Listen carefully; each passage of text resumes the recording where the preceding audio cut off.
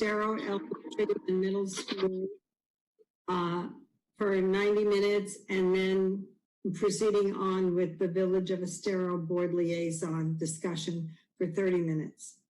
So at this time, I'll turn it over to Dr. Adkins. All right, thank you, board members, and I will actually just get right to it. I know that we didn't finish the last time we had the workshop on the Estero property, so this is kind of a continuation. So I'll go ahead and turn it over to Dr. Savage and Kathy Ebal and Dominic.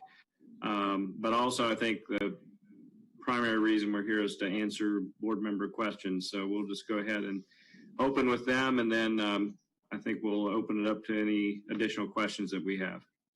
Thank you. Thank you, Dr. Atkins. I believe when we left off, Ms. Giovanelli was asking questions. We had Ms. Fisher? Yes. Mrs. Giovanelli let me know that she might be a few minutes late. She's coming from a funeral. Oh, okay. Did you hear that, Ms. Ebal? I did. Oh, thank you. I believe if we asked her first round of questions, we were in Ms. Giovanelli, so should we proceed from there? I think so, yes.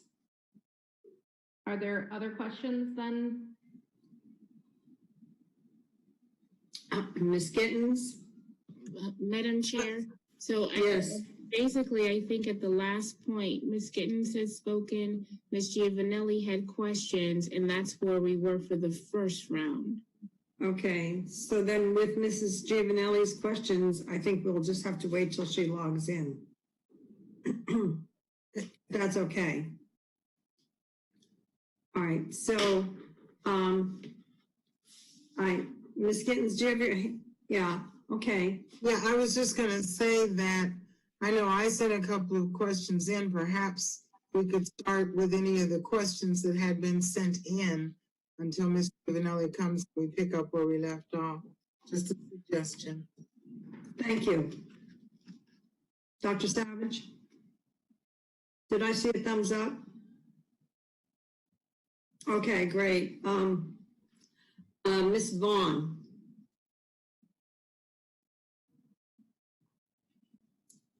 Ms. Vaughn, please unmute. I was going to say that I had some questions that I had sent in for the last meeting that weren't answered because I needed to leave at 4:15. So yeah. However you want to do it. I didn't do first round. I didn't send in new questions because we never got to my questions from 2 weeks ago. Thank you. Okay, so then does someone want to take those questions that were sent in and begin with that? And then we'll, when Ms. Giovanelli signs in, we can entertain her questions.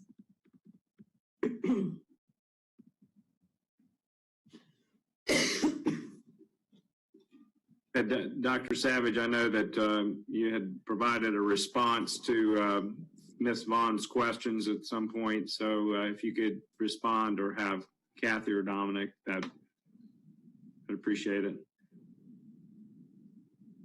Dr. You're muted. Mute. Dr. Savage, okay. Can you hear me now? Yes. Daryl had said I was coming through in a robotic sound, so I switched over to the phone audio. So hopefully, is it a little better now in terms of audio quality? Yes. Wonderful. Yes, I believe the responses to Ms. Vaughn's questions were sent through Ms. Stillwell. I'll go ahead and pull up that record.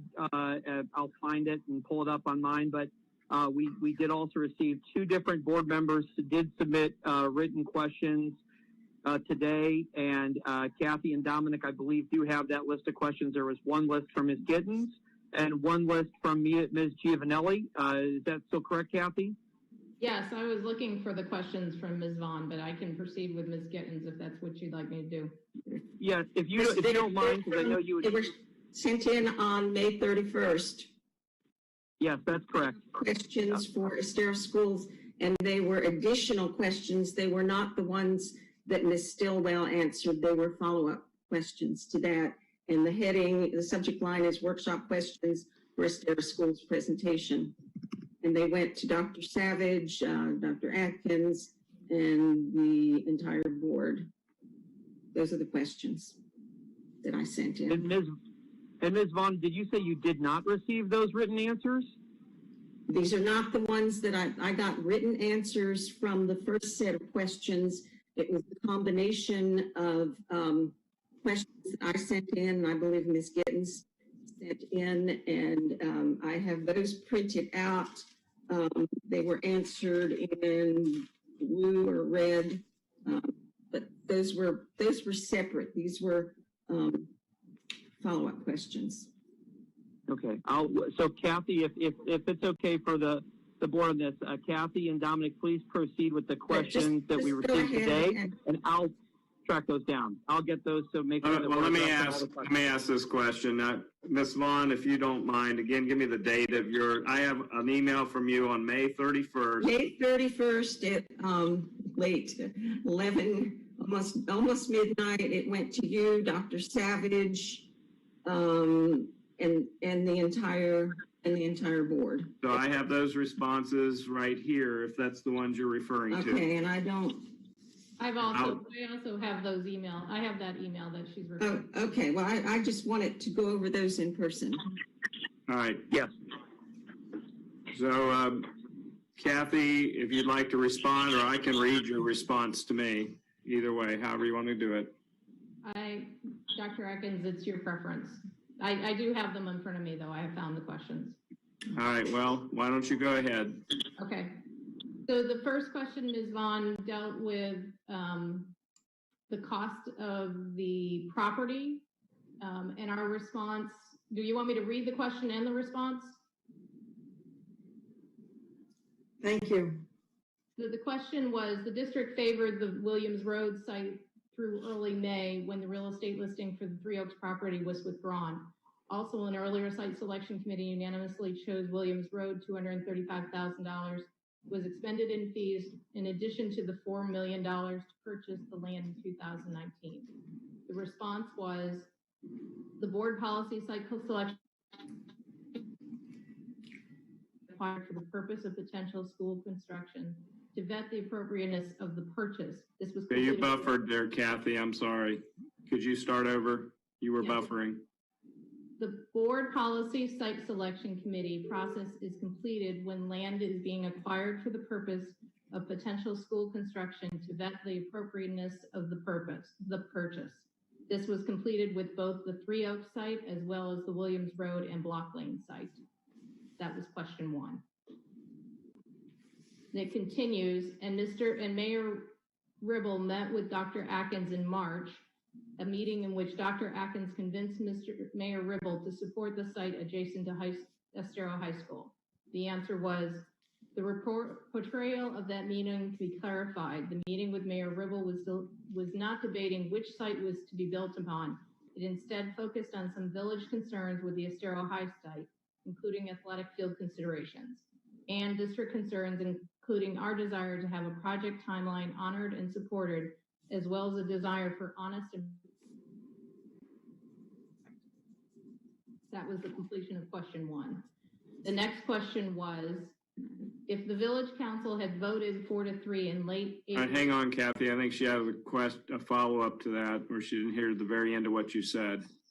No, I heard, and the reason that I wanted to go back over these, and I'm sorry, I frankly didn't get those, or maybe I did and just didn't see them. That answer actually does not portray what Mayor Ribble said at the meeting in, was it April 20-something, I think, the April Village Council meeting where there was the 4-3 vote.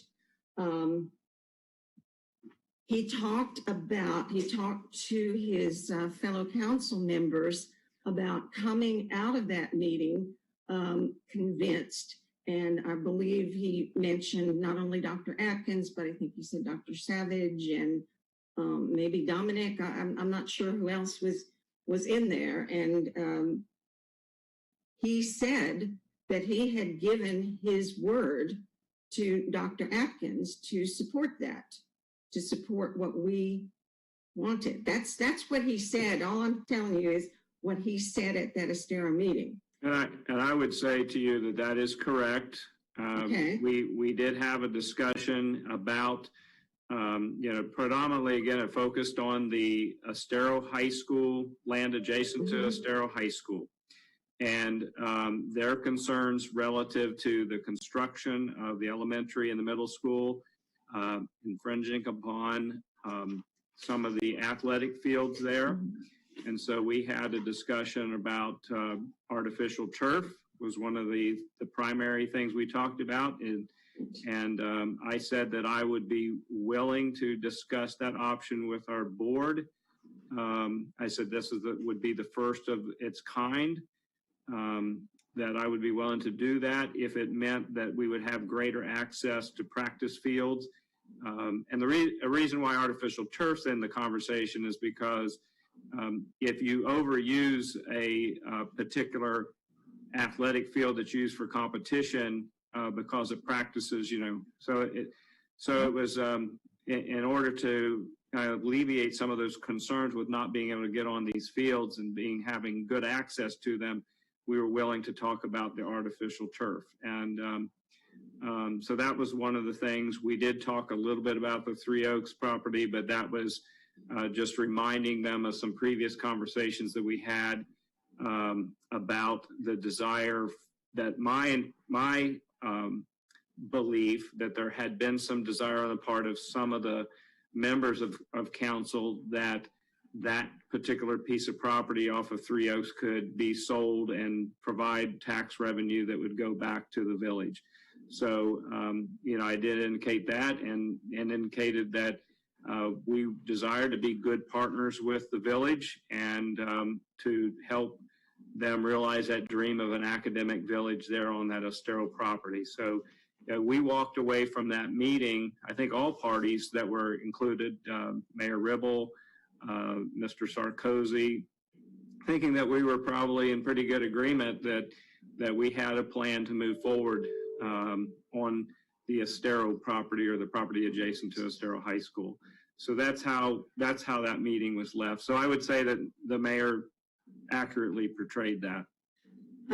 Okay, and see, I'm using these questions to build to my point and my big question, because that was in March. I don't have the date, but let's say it was a month out from the council meeting, the village council meeting. And Right.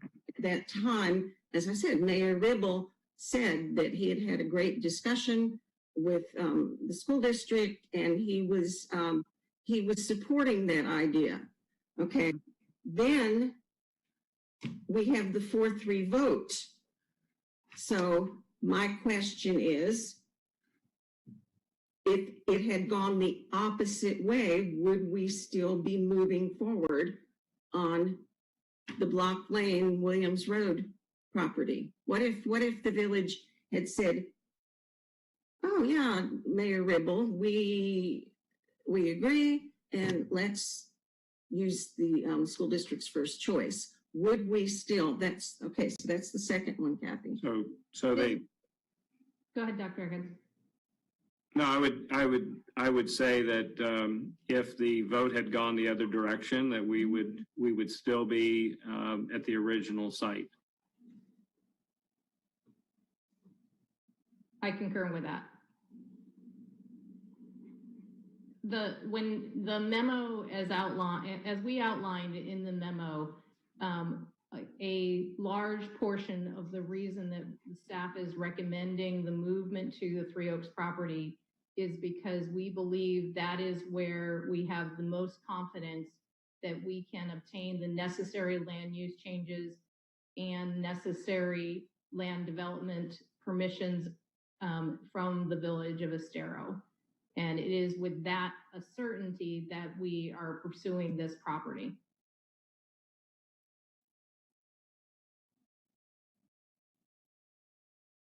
Ms. Vaughn?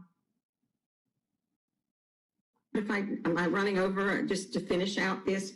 Okay, so herein lies my point, because actually I do remember that answer about the confidence. The result of the meetings is a high, that's from the memo. The results of these meetings is a high level of confidence that the approvals necessary to build on Three Oaks would be granted. Now, once upon a time, we had confidence and we were working hand in hand with the village of Estero. And I don't want to give the impression that I'm trying to slap around the village of Estero. I taught in Estero for 8 years. They're super, they're wonderful partners. However, partners, when I look at all of this, I feel like as a school district, we're being dragged around by the nose, and I feel like we invested money, the $4 million in buying the Williams Road property or Block Lane property, another over $250,000 for fees, because we had confidence. We knew at the time that the zoning would have to be changed, and at that point, we had the confidence that our partners, the village of Estero, would work with us. Now, I know there are not as many changes that need to be done for the Three Oaks property, but what have we done? The question is to ensure that construction plans at Three Oaks will not be thwarted. And to say, as a board member, I'm sorry, I'm not happy with the word confidence. I'm not happy with the investment that we did at Estero and for naught.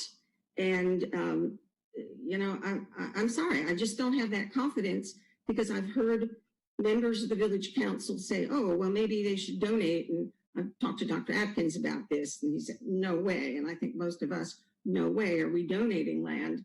But shouldn't we, as a school district, going to be putting up schools at $70, $80 million or more? Shouldn't we be operating on more than confidence when we make our decisions? And that really, and that'll wind up my big point, and why this whole thing, you know, in the grand scheme of things, if truly Three Oaks is the better choice, if it's better for proximity, if it's better for access, which I understand it's not, if it's better for all of these things, fine, the staff has investigated that. But as a school board member and looking out for the way we operate with our partners and looking out for money that we put in, and especially buying land, even though I know the answer is going to be, oh, we're going to build a school there, or we're going to extend Estero. No, that's not the original intent of that. I think we really need, honestly, to do a better job as a school district to make sure that the zoning and all the permitting is done, and that we have more than a handshake and confidence. And so I'm going to wrap it with that. Ms. Vaughn, I agree with you that that in normal circumstances, it would be better if we had more than confidence and we had already obtained the necessary land use and zoning requirements for the property. And that is what our procedures are moving forward, to make sure that we do have those in hand and the appropriate designations prior to construction. Unfortunately, at this point, we have to, with Estero, in order to maintain our current schedule, we have to do the land use changes at the same time concurrently as we are doing design.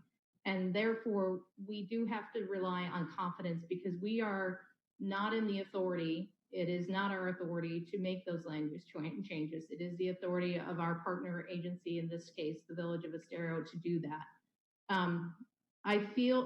The reason I use the word confidence, and our team uses the word confidence, is because the Village of Estero, in this case, has put it on public record that the majority of their council supports the Three Oaks property.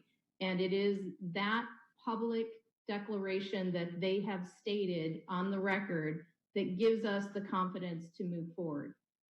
In the future, we will make sure that we do have the necessary land use changes before we get to this point. But given the timeline that we have currently and the demand that we have to open that school in the 24 school year, or the 23 school year, we have to run concurrently with our processes for this property.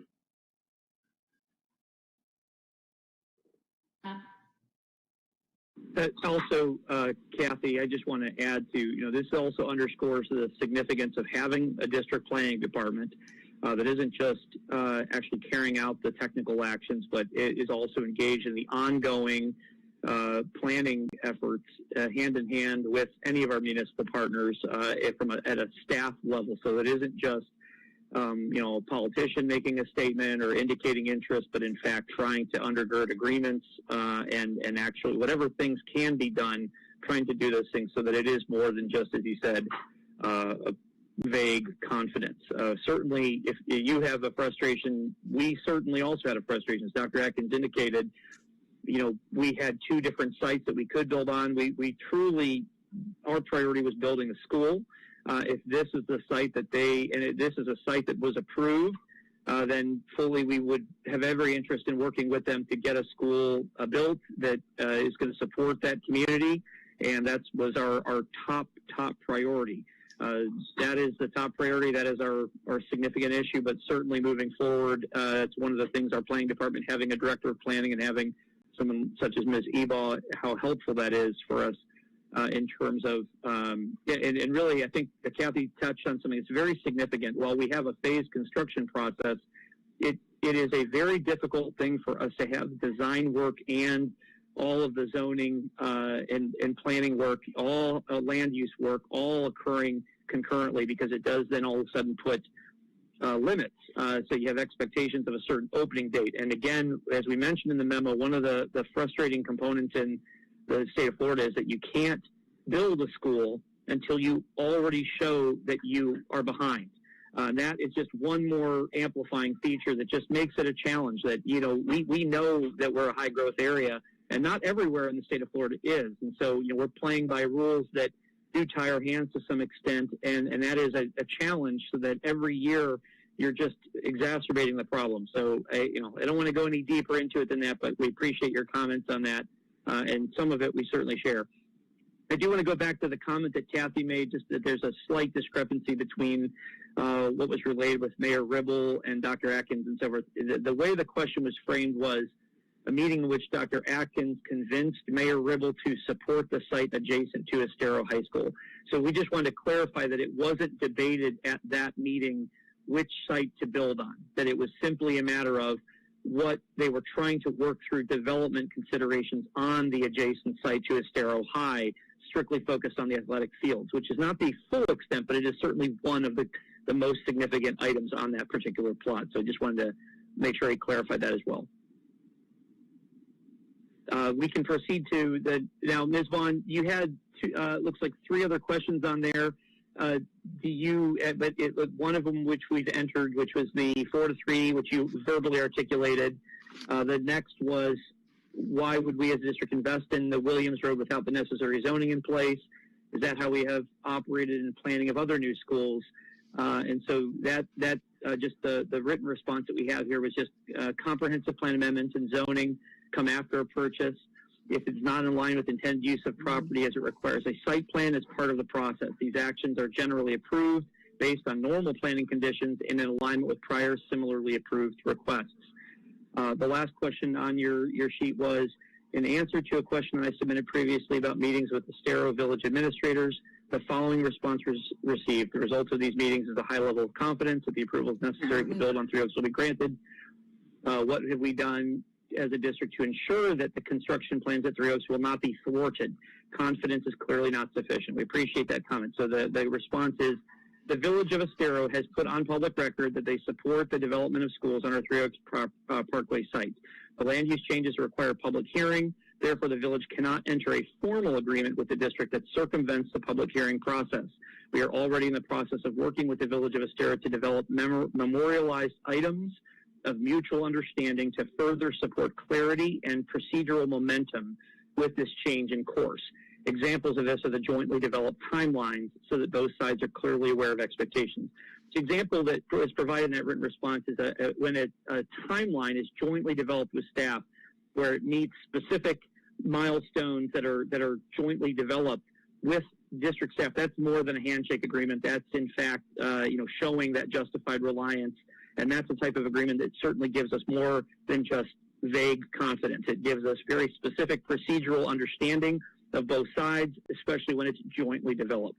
So that's an example of one of the different things, as well as significant staff-to-staff engagement. So I just want to kind of reiterate that. I also want to characterize something that I think has shed some negative light on us being blindsided by the village. Dr. Adkins and Mayor Ribble certainly had a lengthy conversation around athletic fields, but I would also suggest that even at that meeting, we already had staff concerns articulated to us at the staff level, not the elected official level, but the staff level at the Village of Estero, of significant concerns beyond just the athletic fields. While that hasn't made it into this conversation, it's just very important to articulate that, because sometimes things aren't quite that simple. They aren't just a simple matter of athletic fields. And I think this was one of those cases that, had it simply been an athletic field issue, it would have been far more easily resolved than what it was. And that's not to discredit Mayor Gribble. It's just to say that, again, when you're dealing with elected officials versus staff level, where they're going through all the finer details, and in that staff-to-staff engagement, that is a pretty significant piece of this process that I can now assure you that, having planning staff, they have thoroughly worked through those pieces. So my hope here, Ms. Vaughn, is that we have thoroughly addressed your questions. Is there any aspect of the question that has not been properly addressed, or something you'd still like us to clarify more at this point for you? No, you've addressed them. I can't say that I'm a fan of some of the answers, not because you misanswered, but just because I'm generally unhappy with, and I know that this was started before you and Ms. Iba were on board doing the jobs that you do. But I just, as I said, the Village of Estero is a lovely partner, and they are so dedicated to the schools.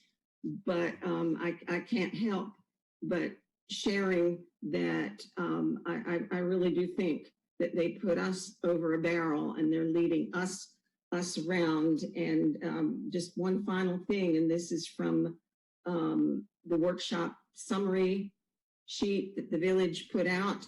One of the questions that they that they considered was, should the village utilize our limited land for the provision of educational services to serve those students that live outside of Estero? I'm sorry, that's when I say that they're wonderful partners, but there's a stopping point. And I think as a school district, it's like this, we're butting heads, because just because we have a school that's located within the boundaries of the Village of Estero, it doesn't mean that if a student lives in Bonita, or if a student lives in San Carlos Park, somewhere adjacent to Estero, that, well, they're not students living in Estero. And I mean, it's, and you can't blame them for wanting to advocate for themselves, et cetera. But that's why I'm just wondering, I'm just hoping that when we deal, and I know we deal with a lot of unincorporated areas as well, besides like Estero, Bonita, Sanibel, and so forth. But when we own the land and we're the school district and we're the ones doing the planning of the buildings and all of that, I just don't like the idea that the entities that we're dealing with, and maybe I'm being naive, but that the entities are putting us over a barrel. So yeah, I mean, you've answered the questions. I'm just not happy with the whole situation, and it's a deal unless, well, it doesn't matter if there's a change on the Estero Village Council. We still need, as Ms. Eba said, we still need to go ahead with the planning. So, well, I just want to say thank you for sharing. Oh, I'm sorry, Ms. Vaughn, I didn't mean to cut you off there. I really am done. So, hey, friends in Estero. Well, I want to thank you for your comments on that, and I think it's fair to say that any of us involved in this process have also experienced some frustration. And while I am very grateful to have a planning team for the technical aspects of evaluating land use and proper notifications and proper statements towards these municipal interests of ways in which we want to use the land and development, I think one of the most important aspects of having a planning department is the opportunity to engage, not just when we're building a school, but when we are working hand in hand with our municipal partners. It's something that not having a planning department was such a difficult opportunity to stay, for everyone to feel like there's ample communication occurring at a staff level where you understand what, you really build those relationships. And so one of the things that I've really enjoyed most since helping in the operations division is getting a chance to know a lot of these other actors. So all the different municipal leaders, it's been a tremendous opportunity for me to really understand that they come at this from their own vantage point and they have their own priorities, but it is always, there's always an opportunity to find creative synergies.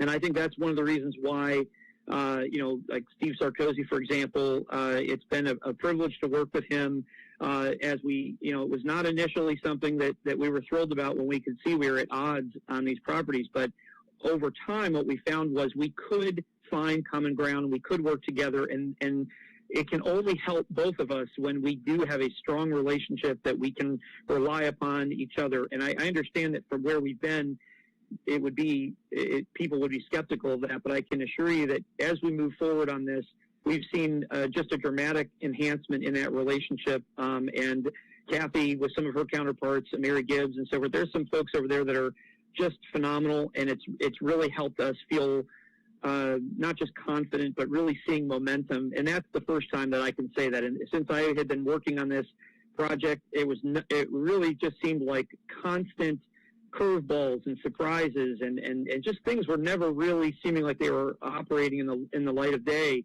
And I think that's because there was a lot of mutual misunderstanding that folks were not really, the level of engagement was just not at a point where we were really willing to hear each other. And I think we're now at a point where there is that mutuality. And so I can't undo the past and I can't change that, but I do appreciate what you said. I don't want to minimize that in any way, but I can tell you we're committed to a strong relationship no matter how many times we have disagreements about certain things. And so thank you for your comments. I greatly appreciate it. And if it's okay, we'll move on to the next series of questions from board members. I also see we're being joined by Ms. Giovanelli, so welcome, Ms. Giovanelli. We had noted at the beginning that we actually left off with your questions, and so for continuity's sake, we were going to continue on with your questions. Now, you did actually provide us some questions in writing. I wanted to give you an opportunity. Is it okay if we address the written questions that you gave us and kind of go in order, and then if you have questions we go through, feel free to, that work for you? Wonderful. Ms. Eba, I think that was I got a thumbs up from Ms. Giovanelli, yeah, so Ms. Eba, if you're ready to continue. That's perfect, because actually these are the questions. I had to take time and I had them all posh written on a piece of paper, so I took the time and put it, so please do. That some of them are kind of redundant, so I'll respect if you wrap it all together, some of them, so that's okay. Do you want me to read the question, or do you just want me to summarize your answers, Ms. Giovanelli? Go ahead. please, for the benefit of all, please ask. I think hearing an answer without the context of the question that it's answering, Kathy, is not helpful. So please ask the question for all, and we'll go from there. And if Ms. Giovanelli has clarifying or refining, then I would recommend we do it that way. Okay, hold on just a second as I scroll through and identify them.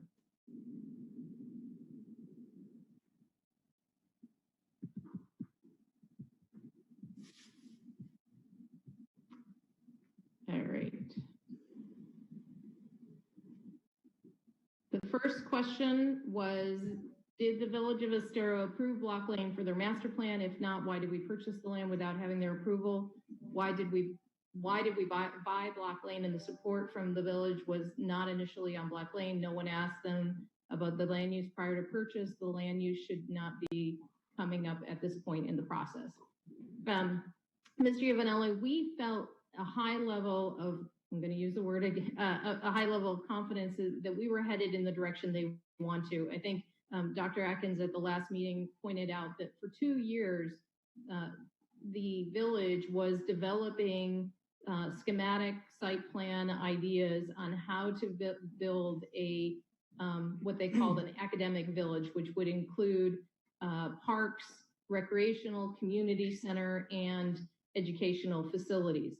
The challenge happened, and is that the village had to acquire in order to make that concept a reality for them. They were unable to make that acquisition. At the same time, they were working on the acquisition of the 2 properties they needed. We were working on the acquisition of the additional property we would need. Our acquisition went through fairly smoothly and in a timely manner. It wasn't until late in the fall that their acquisitions just seemed not to be able to move forward. We then entered the design and planning process with the intent to not use the property, but as the village was seeing what it would mean to the field space at the high school, they just could never get comfortable with it. So I think this is all a matter of a timing consideration and an ability for the village to acquire land that was always intended. And if you look at their schematics, they always had those 2 pieces of property in the design schematics, but it was just not able to proceed. The next question you had was, since there was no interlocal, why did the district move forward with the purchase? The land use should have been discussed with the Village of Estero prior to purchase. The land use issues were discussed prior to purchase, and as we've discussed, the village was in support of what would need to happen in order to achieve their academic village, as they called it. An interlocal was not developed because an interlocal would presume and circumvent the public hearing process that is required by statute for changes to amendments. So we couldn't use an interlocal because, again, that would circumvent the public hearing process. But we did believe that this was the direction they wanted us to pursue, and that's why we were heading it down that way.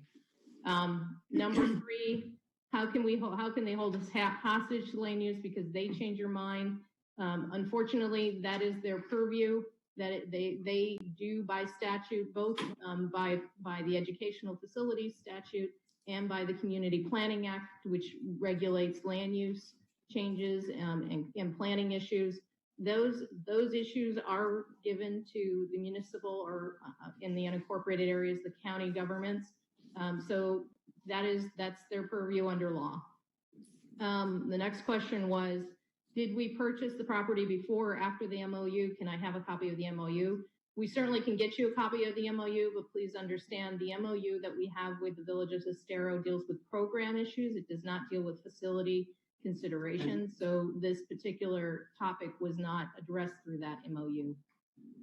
The next question is number 5. Number 5 is the village going to pay anything since they changed your mind, infrastructure or anything? Did we ask? We have discussed with the village partnerships in more than just a handshake, and the village has acknowledged that if anything that we do goes above and beyond what we would normally do in planning, planning or constructing a school, that would be something that they would take in consideration. And if they chose to those above and beyond items, then then we would not pursue them in the construction of our schools.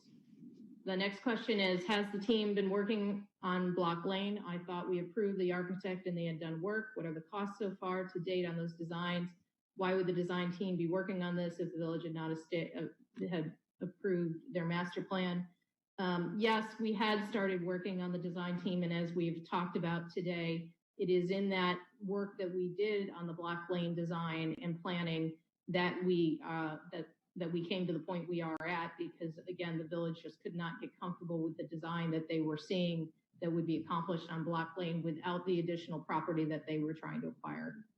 Number 7, how much is the additional cost for the new site design on Three Oaks? The only additional cost that we will have to inquire on Three Oaks is that in the original phase 1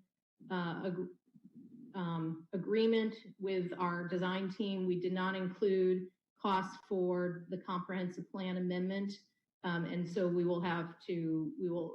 while a lot of those costs will be acquired and a lot of the work will be done by our team, there is some site planning issues and other considerations that will have to be done by our design team. So we'll have to pay for those. Number 8, what is the cost to build on Block Lane versus Three Oaks? Are they holding the pricing? Please advise of the raised cost. Did they freeze the price? Our assumption on this question, and please correct us if you're wrong, but our assumption is that you are speaking to construction costs here. And since we are in phase 1, this is the design and planning phase of the process, not the construction phase. So we don't yet have construction costs for either Block Lane or Three Oaks.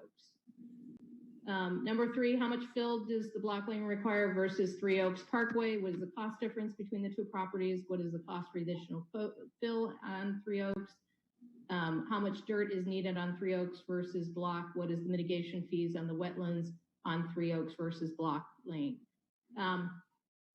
In regards to fill, that assessment hadn't been done for either property. So we don't know what the difference of fill for either property would be, because we hadn't gotten to that phase of the project for either evaluation, and that analysis hasn't yet been completed. In terms of the mitigation for the Three Oaks Parkway, that has already been completed. We've already paid for the mitigation fees for the Three Oaks, so there's nothing additional required. As far as Block Lane, we had not done that assessment yet, so we are not sure what the mitigation fees for the wetlands on the Block Lane property would be. Number 10, I think we've discussed this question in detail already today, but what is the guarantee that the Village of Estero won't change their minds again? Again, our confidence on this comes from their public statement that they would support this property. And therefore we believe, because they have publicly in a public workshop put their support on this property, we have the confidence to move forward. And number 11, and the final question was, since there is already so many schools on Three Oaks Parkway, how will the infrastructure be handled? How many schools are on Three Oaks, and adding 2 more schools will increase the traffic quite a bit? Has a traffic study been done there? The answer is a traffic study had yet to be done for either property. But it will be required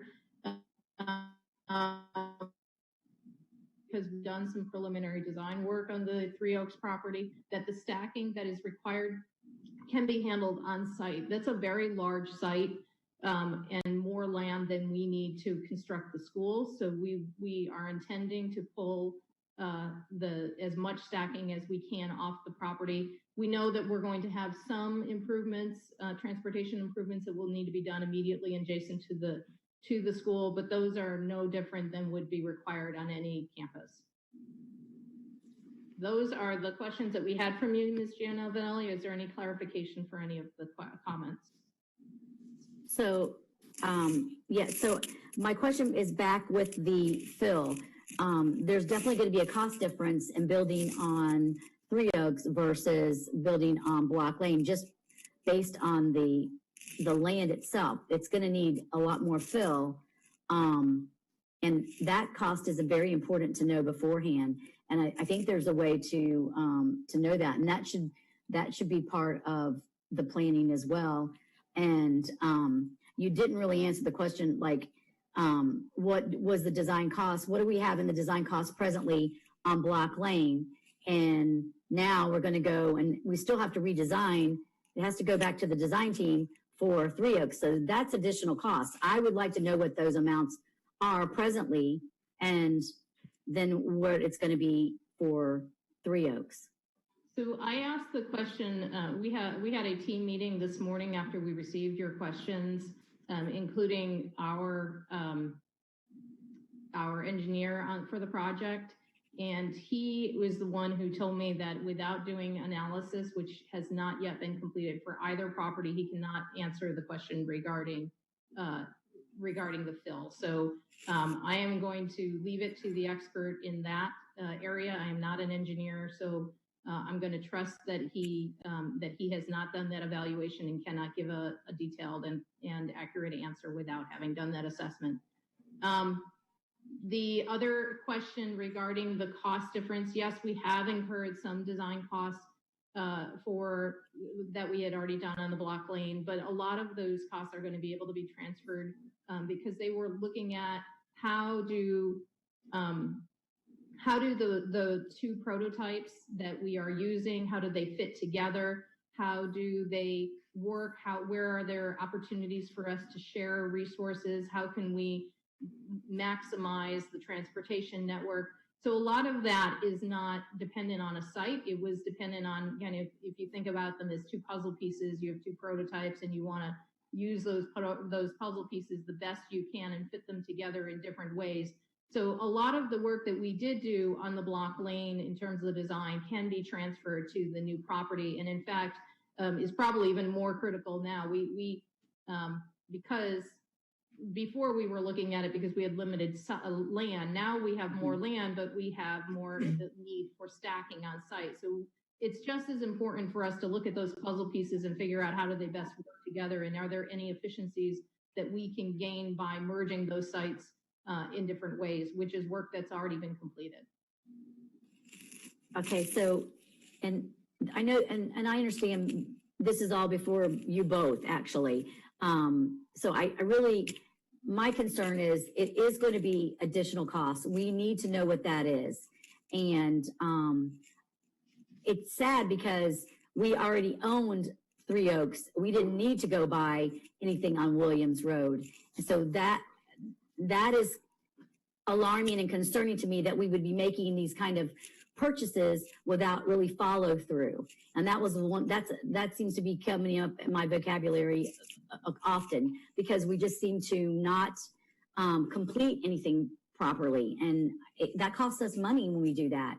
So we need to have things very thorough and laid out, and then stick to the plan. When we deviate from the plan, it costs money. They're not going to hold pricing for us. You didn't answer that question really either, but I already know they're not going to hold pricing for us because construction changes constantly. So there's no going to be, that's not going to happen. So, and fill costs a lot of money. Dirt is not cheap. So I know that 70 acres on Three Oaks is going to be costly. So we just need to be able to know that going in. I do not want this to be another Bonita debacle, as Dr. Atkins used to say, that keeps on giving. And that's what scares me about this whole situation, because it seems to be we're running into the same issues, different issues, but same problems in a similar area. So, I mean, we just need to be, when the school's going to cost this amount of money, we do need to be transparent about that and convey that to the community. And I promise it won't keep giving when that happens. It'll be, I think, actually a perfect example is really Gateway. It's coming along smoothly. We haven't had a bunch of backlash. We were told the price, we voted on the price, and now the price is still the price. And that's really important, is it's just the transparency aspect of it all. So that's just where I'm coming from. I want to raise all the questions now. I don't want to be doing this 3 months from now. Ms. Giovanelli, as Dr. Savage mentioned earlier, I think that we share your frustration and have thoroughly vetted and evaluated our procedures and our processes to learn. But we are where we are today. I think Dr. Savage correctly said we can't move backwards, we can only move forward. And we are doing it in as thoughtful and as considerate a manner as we possibly can, giving you the best judgment we have based on the information that we have in the circumstance we are at today. But we are evaluating and have made changes to our processes moving forward. Thank you very much. And like I said, I know that y'all kind of inherited this, so I understand. So it's not directed at you in any way. I know the work that's being done is tremendous because you jump from one ship to another. So I get it. So I'm not trying to lessen everything that y'all are doing because I understand it, but I'm just trying to put it all out there for the community to understand. And that's just really what's most important is the understanding for everyone, because in all reality, you know, we're not the ones paying for this. It's the community. It's the village of Estero. It's, you know, everybody is paying for this new school or schools. And so I just want to make sure that we're doing the right thing. And it's not just right for the village, it's right for Lee County. So that's just the most important thing for me. And I'm concerned over the additional costs. You know, we're going to be under budget issues and everybody's going to be hit with everything in the economy right now. And it's just important that we're really watching our pennies. Thank you very much. We appreciate that, and we've already had those discussions with our design team about this. Right. So I do have one question. So if we're going to jump to Three Oaks, what happens to Williams at this point? It's just back in the pool of property. What's the plan? Because I haven't heard anything about that plan for that, and that's really important because we own property that now we may not use for a while. We have discussed what we would do with that property, and as that is a more direct planning question, I'm going to ask Mr. Giovanelli to discuss the needs, the long-term needs for high schools in the Estero area. Great, thank you. It's funny, Mr. Giovanelli, but I am Mr. Giovanelli, but that's very close, Ms. Seabaugh. You're right, sorry, Mr. Giovanelli. The opportunity that we have with Estero's area now is we are going to have the need probably in the next 5 years to expand one of the high schools. That area that there gives us that opportunity to expand at Estero High School. One thing that we did get today is we did get a no permit required on that piece of land from the Army Corps of Engineers, which is a good step in the right direction of where we need to go there. Our next step, once we get past some hurdles, we have some other steps that we need to take care of there regarding planning before we go any further. But it will definitely come as a benefit for us when it comes time to expand the high school in the South Zone. That's one of the things that we're looking at as a primary use for that extra 15 acres. And that's where we have that now. We'll see how the climate goes here in the next few years. Things could change.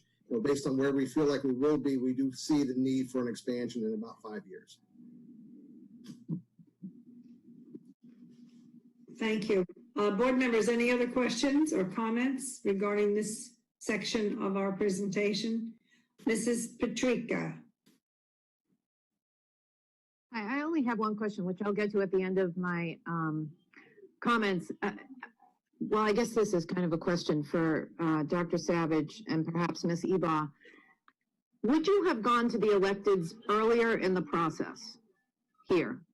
And the reason why I ask that is I see that as being the issue. I think that village staff had a vision to include an education village inside the village of Acero, and issues came up along the way. And those issues were associated with village staff not necessarily understanding the limitations that our staff has to operate under in accordance with statute and in accordance with our budget. And so as those issues came up, I think that staff at the village sort of changed, but we never really went to the electeds. When I say the electeds, I mean the council, until later in the process. So can you address that, please? It's a great question. I think, you know, anytime things kind of come off the rails, it's pretty important to kind of reflect on it and try to think of, how did we get here? What could we have done differently? And I think it's really important to have those kind of considerations. And so we did a lot of that digging, especially early on. Right when I joined operations, I had a very bad feeling about where things were. It just seemed like we weren't making any headway, and the meetings would occur, and there was attendance at those meetings, but it just seemed like there was, I don't want to say adversarial, but it just seemed like the two sides were not really, it just seemed like there wasn't necessarily an honest, productive work between the two sides. And I think some of that really came down to the thought that the other side would have to pick up more of a share. So I think that's a piece of it, that maybe there was a misunderstanding on the part of village staff that maybe somehow we could pay for more than what we could actually pay for, or do things that are beyond that. That's a possibility. But I would say, I wouldn't want to oversimplify, because I think there were a number of things. I mean, we've mentioned a couple of them so far, but just one that, you know, really stands out that I think was a very big issue with all of the academic village concepts was the land acquisition. So in conversations with village staff, it became very clear that they said, well, you all bought the cheap property there. You know, you got the one that was easy to get, and you bought it, and we're having to try to buy this curbside. It's way more expensive. And so, you know, there was a lot of different land acquisition issues that were coming through in these conversations that you could tell were very difficult. I mean, none of us want to go out there and spend a lot of money. All of us have obligations in terms to our respective taxpayers and our bases that you know, we're being very judicious, but yet you also balance that with having a vision that your community can get behind. And us at schools, for them, it's something a little different. And so there was a lot of that. I think they did have a grandiose vision of what could be accomplished. And I think some of that we could have been able to work with, but what happened was, as they were unable to come up with the land that they needed as part of their concept drawings that we extended way back, is when that land was unable to be acquired, what that really did is it just condensed the overall footprint of the space we had to work with. And then all of a sudden, you're trying to squeeze a grandiose vision out of a lot less land. And it just made it nearly impossible for us to realize anything close to what either side had envisioned. Again, you're correct. I was not a part of that initial vision, but I certainly did have a chance to see their drawings, so I had some concept of what they were after. And then through the meetings that they attended in our design meetings, it just seemed like there was, they had a lot of different priorities and things that needed to be more fully understood. And so some of those things I've talked about, such as the athletic fields, but others had to do with even just where we had entryway to the various roads. So there was a lot of things in there. Now, in terms of going to elected officials, typically the way we have approached our world here is we work staff to staff. And if there become very obvious political entanglements, that's rarely where elected officials work with elected officials. And so, you know, some of the things that have been mentioned so far today, you know, there's nothing stopping elected officials from engaging with each other. I think for us, as we started to realize that our timelines were really being significantly threatened with a lack of progress on our work, that's really when we started throwing up the flag to our leadership here with Dr. Atkins, and I think that's when it did become more of a political issue. But I wouldn't want to say that necessarily, you know, had we maybe as staff individually lobbied each council member. I think the challenge when you do things like that is it undermines then our ability to work with staff. So, like, for example, Steve Sarkozy's would be my level-to-level contact in the village. I want to have a very productive and honest working relationship with him, and that's really been my top priority. And then I want Kathy to be able to work with with staff level that are at her level within the organization. The more effective that we really understand and can predict each other's actions and behaviors, that shows that we're on the right side, and we're far along there. But I would say it is a little bit trickier when you get to elected officials, because the council members, as we've kind of already articulated in this meeting today, they had some different opinions. And, you know, some of them had very different opinions of how we should use, as again, one mentioned, thought we should donate the land. That's not a council position. That's a single member made that comment. So, it's very hard to necessarily wrangle in an entire group when we're at a staff level here. But I'm certainly open to suggestions of how we could have better engaged or played a better role. And I think that's something that maybe we won't resolve here today.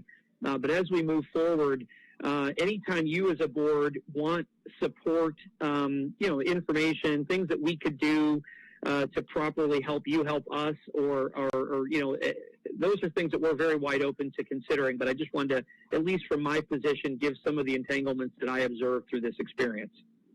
Yeah, and I'm in no way suggesting that you would lobby individual elected anywhere under any circumstances. What I mean is taking the temperature of the Village of Estero elected officials sooner or earlier in the process. But I think that one of the things that's sort of been overlooked here is as that property became, when the village first looked at the overall education village inside the Village of Estero, I think that they were willing to overlook some of the issues associated with building on the Three Oaks property, the DRGR issues, the density issues. But as that land became less and less easy to acquire, and as you said, our footprint shrunk, those issues on the Three Oaks property became more important to them. And the DRGR and the fact that if we were to sell that property, would they grant permission to build to the density that any builder would require in order for them to build that land? I think that those became more important in the village's eyes. And, we talk about, you talk about politics and you talk about relationships, characterizing the village as having put us over a barrel or somehow holding us hostage, I don't think is fair to the Village of Estero. I think that one of the reasons we have a phased construction process is to work through issues exactly like this. Things change, and municipal priorities change, school district priorities change. And the nature of a partnership is to work together through those changes. So I would hate for our partners in Acero to think that they put us in a position where they put us over a barrel, they held us hostage. Certainly there's some frustration on our part leading up to getting to this point, but they've been fantastic partners in their support for public education. And I would hate to see any statement made by this board in any way compromise that. I do have a question. I think this one's for Ms. Ebaugh. So estimates for the cost of fill, that's not part of the phase that we're in construction. Is that what I'm hearing you say? We have the estimates for cost of fill will be done once we have a design, and then that happens before we get to phase 2. So when we bring to you the cost for phase 2 and the construction, you would have those considerations included. Okay, so we're just not there yet, is what we're not there yet. What you're saying. Okay, right, we're not there yet, and we haven't even assessed exactly how much fill we would need because we haven't created a design yet. I mean, in order to understand the fill you need, you have to understand what the design is, what the site plan looks like, and we got to the very, very, very beginning parts of the preliminary considerations of a site plan for Block Lane. We didn't even complete a site plan there to let alone know what the construction would be like. So it's just too preliminary. And my final question is for Dr. Atkins. Dr. Atkins, Mayor Ribble indicated in that Estero workshop that, if he had a further conversation with you, he would certainly get behind supporting the Three Oaks property if you had a conversation with him surrounding that. Have you had that conversation? And if not, do you plan to? Yes, I've had that conversation with him, and he said he would be supportive of the Three Oaks property. So I think it's fair to say at this point it's a 5-2 vote, even though that vote wasn't made publicly. He did indicate publicly that if Dr. Atkins had that conversation, he would change. And I believe that based on the tone of the conversation, Councilman Leviton was sort of along the same line of reasoning. He favored doing what the district wanted. So again, I'm not sure if you've had that conversation with Howard. I did. Okay, I'm sorry, go ahead. I did. It was also a very positive conversation, and he indicated he would be supportive of his support. So we've got 6 councilmen now in Estero who have indicated their support for helping us to accomplish the changes that we need in order to build those schools on Three Oaks. Is that an accurate assessment? I believe it is. Okay. All right, thank you. Those are my questions. Thank you, Ms. Okay, board members, any other questions or comments on this section of the presentation? Ms. Gittens? Yes, I did have some questions and they were turned in, and then I have some others. And you skipped over me when Ms. Giovanelli showed up. Please first answer my questions and then I can give the others. Ms. Gittens, I'm prepared to answer the questions that you sent in today. The first question that you submitted 4 questions. The first question was, please confirm that we are using our existing school prototypes for 2 schools and not different architectural plan.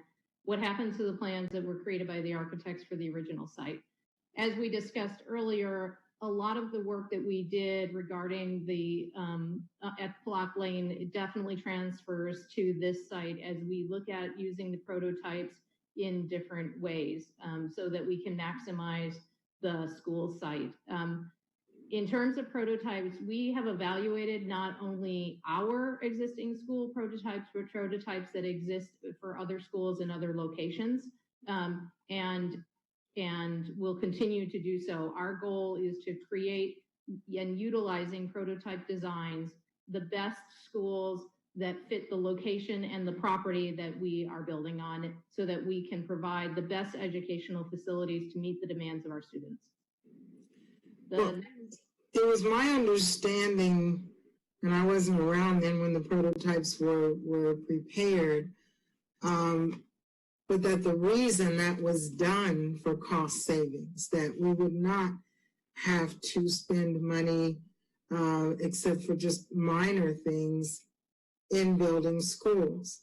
And as an example, the middle school Rams that's being built out in the East Zone now, were there considerations as to changes to be made? Were there discussions or town halls or anything about that involving the community? My thing about this is if the equity in the process, and if there is not an equity in the process across the district, my question is why not? And if the answer is that, well, the Estero area is going to foot part of the bill to do that, and therefore the partnership, and that financial partnership does not exist in other parts of the district, I guess I can understand that. But if their partnership is not that they are going to equally help fund the differences, the changes, the upgrades, or whatever. And basically, when I'm looking at today, right now, the unknown, we have no idea what our budget's going to be. We have no idea how many kids are going to be in school, virtual, whatever. Everything is up in the air. And the concern I have is the fervency and the quickness to get this done when we are in the midst of such unknown territory. We have no idea of knowing how much we're even going to have to do this.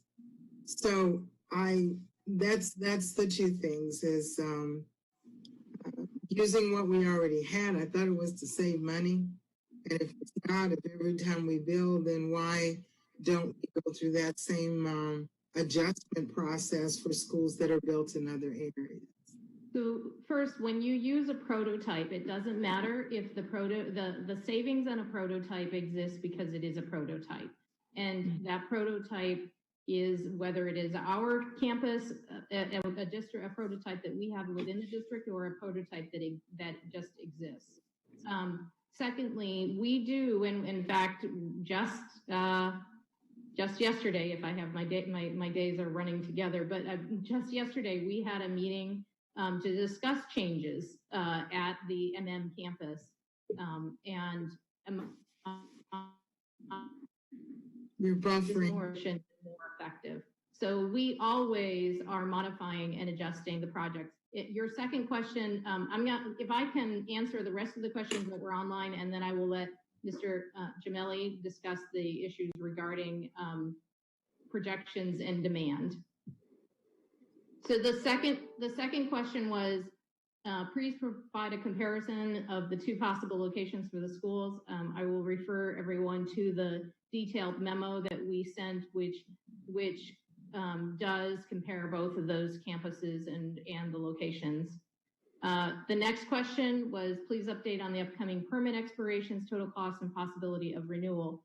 The cost to renew the Three Oaks property was $47,000. It is something that we should and would have done regardless of what we do with that property, because there is value in those permits. So even if we were to still sell those properties, we would want to have those extensions, those permits extended. And has that been done?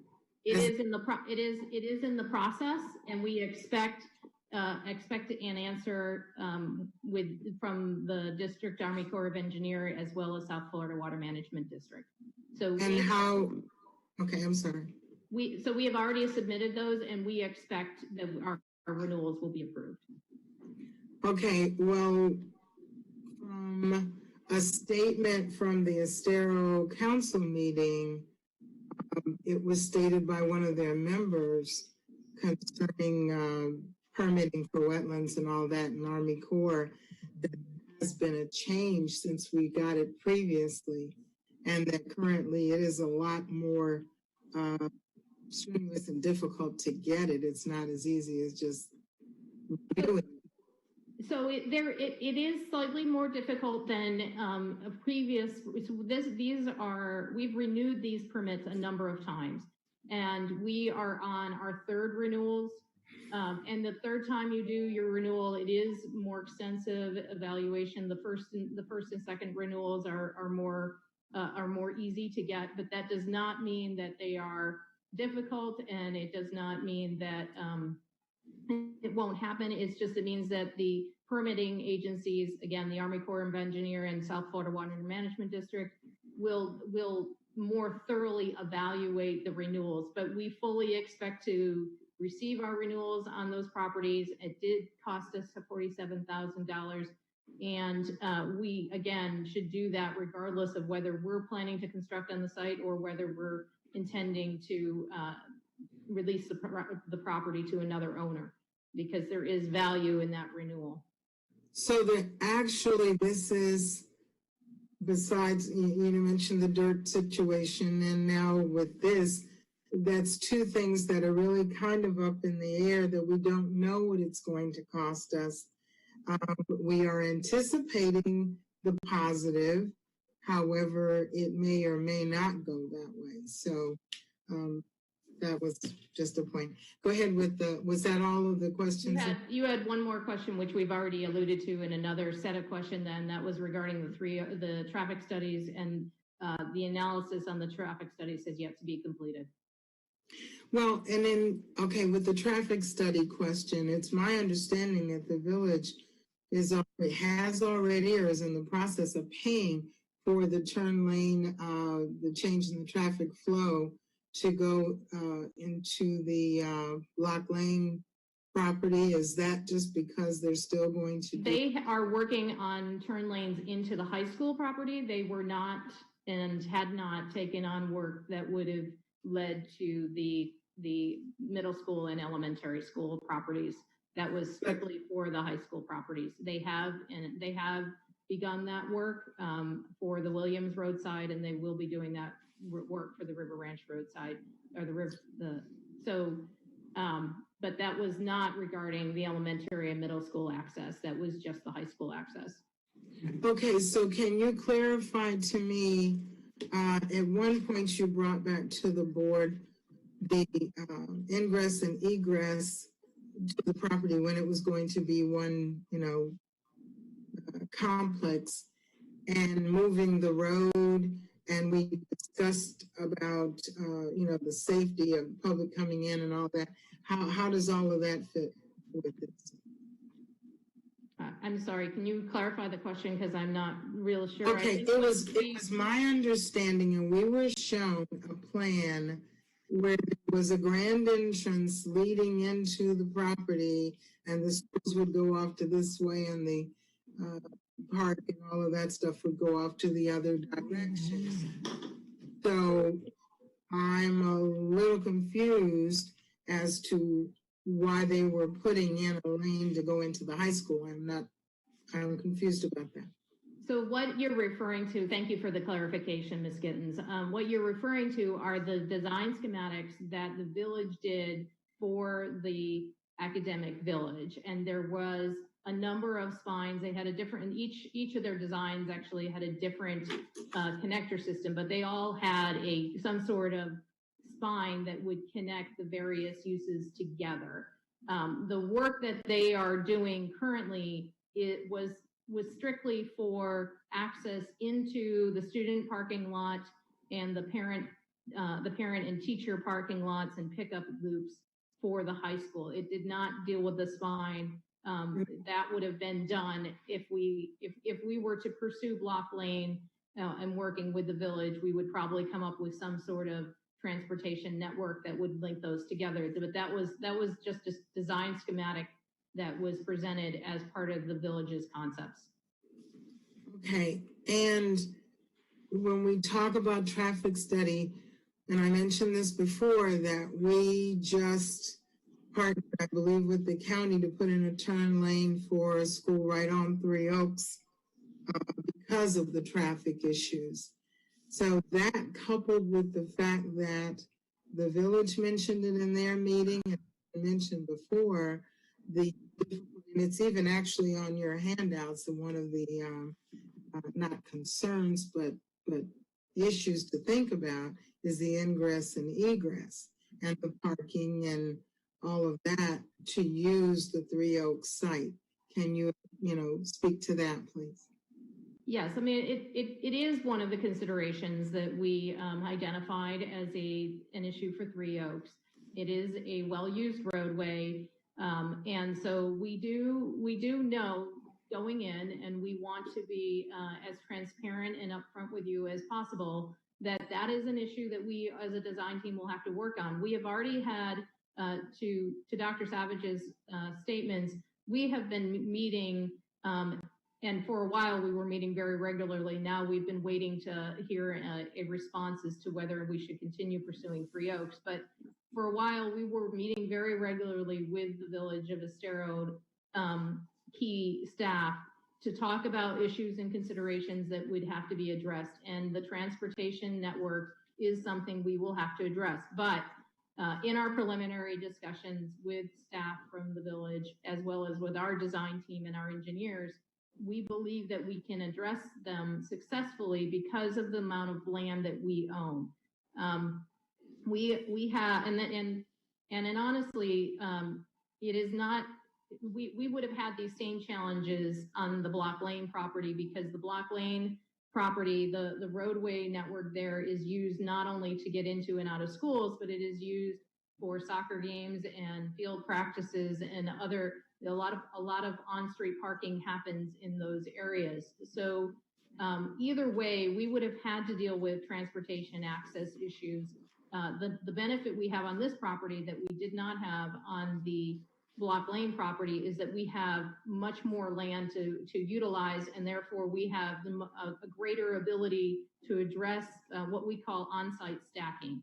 So by using the land to the optimum that we can, we can create a road network that loops on itself on the property. And it's something that Dr. Savage and our team have evaluated very strongly, and we've already started talking about with the village.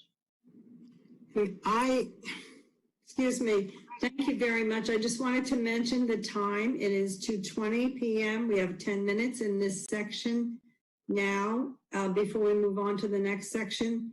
So I did want to give both Ms. Jordan and Mrs. Morgan an opportunity if they have any questions.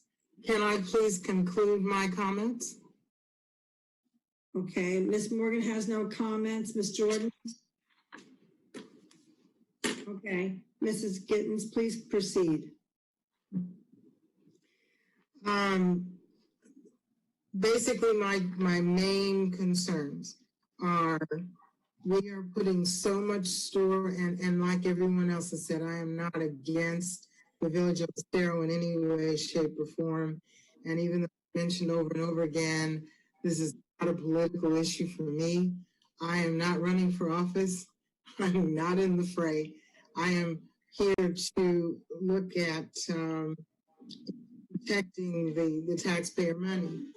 And I still don't understand why in this time of pandemic and budget cuts and unknowns that we are moving forward in an area that is not critical need.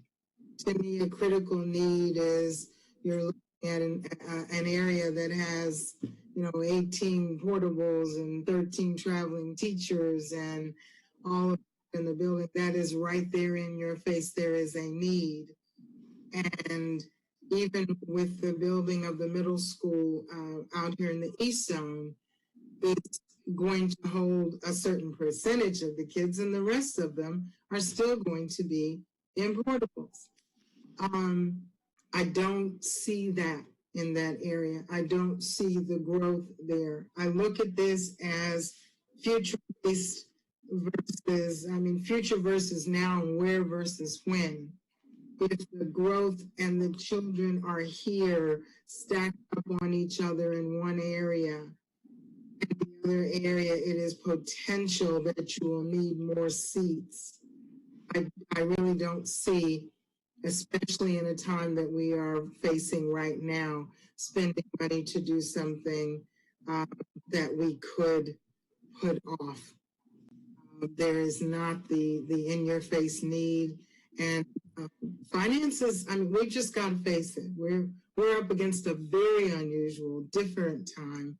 With the elections, there may be different people on the council coming up. There may be different people in all kinds of positions. So to rush through this the way we are, like we've got to get it done right now, it's concerning to me. And thank you for it. Yes, thank you. Dr. Savage. Yes, I will try to be very brief because I know we are on a time crunch here as well. Ms. Gittens, I just want to clarify that this is not an effort that is designed for future growth. This is an effort that is really based about presently already being over capacity. I'll have Dominic give the specific numbers. It is highlighted in the memo when the schools are all over 100% capacity. But it's not about what's coming, it's about what's already needed. That said, the other thing I think is just so vital is, because you brought up the portables and Lehigh and so forth, that we don't have to pick just one area within our large county to build schools. That we're attempting to serve all those areas. We're actually doing a great deal more building out in Lehigh, rather, because there is growth, not just now we're over capacity, but there's future growth there as well. So we don't have to choose one place to build. We really want to build in all the areas where we are over capacity and where high growth is coming. That's how we make that determination. Dominic, can you just give the clarification on that? Well, before you finish, can I just say that in one of the presentations, Dr. Savage, you said several times that there was slower growth there. You mentioned it in your presentation, and I in no way, shape, or form just saying you only have to do things in the East Zone. That is not my comment, and I hope no one takes that and says that I'm only concerned about there. I'm concerned about what the most need is at the time. Thank you. Thank you. Mr. Gemelli? Thank you. As we put out in the board memo regarding the utilization rates in that area of the South Zone S2, we're in a range of 106 to 108% between those elementary and middle schools in overall usage there. The DOE approved us to build these two schools in the first quarter of 2018, and they've been on our track and in our budget for the past 2 years in order to build, as well as our schools that are being built in the east, starting with the expansion at Lehigh, the new Gateway High School, the middle school, and the future elementary school. So I think that we're trying to address the entire county here with our growth of the county, as well as with our new permanent student stations. If we were to delay something like this, we would basically be creating the same thing that's happening in the east. We would just be moving what's going on at the east and then start addressing that problem the same way with portables. So you'll just be creating the same situation again in another part of the county, when we can avoid that by staying with our capital plan and continue building both in the east zone and the south zone. And that's why we're addressing it, because the need was already there. And that's what was told to us by the DOE when we sent in our request for that 5-year plant survey. Well, when you're talking, okay, anyway. Ms. Giovanelli? Thank you. So this raises a couple questions. So something that Mr. Giovanelli mentioned was the fact that the plan for Block Lane, how do we know that the Village of Estero will change the land use and allow us to add on to Estero if we can't do it now? Who's to say that that's going to change? However, and something that Ms. Patrica mentioned was that things change, and yes, I was thinking that very same thing, that there's going to be a lot of changes. The Village of Estero Council will change soon, and boards change constantly. So how do we know that they're going to allow us to change the land use there on that one? Second of all, I don't recall, and because I was on construction advisory, this hasn't been run through construction advisory. So that would be my recommendation today, is that this information and presentation needs to go to construction advisory. And then the other thing for Mr. Giovanelli was, so the state has approved us to build another school, or to build these schools and a high school now in the Estero area, because that was something that that made me think, something that you had said. And then I want to also clarify that the Three Oaks property is 70 acres. That's going to take more fill than the fill. And how many acres is the Block Lane? I do not recall. I don't have that information in front of me. So that is a big difference in cost. So that's why I brought that up. So I was just trying to clarify that for Ms. Patrica. Thank you. Thank you. Dr. Savage, did you have another comment? No, there are just a few different questions. Dominic, why don't you address whatever you'd like, and if there's something you'd want me to address, go ahead there, because I want to make sure you can hit them all. Well, yeah, there was a few in there. Let's start with the first question, which was about the future use of the Block Lane property. That is 15 acres, by the way. I'll kind of answer the last question first. The biggest issue that we had there with the planning was the impact. The impact of two schools on that property versus the possible expansion of a high school are two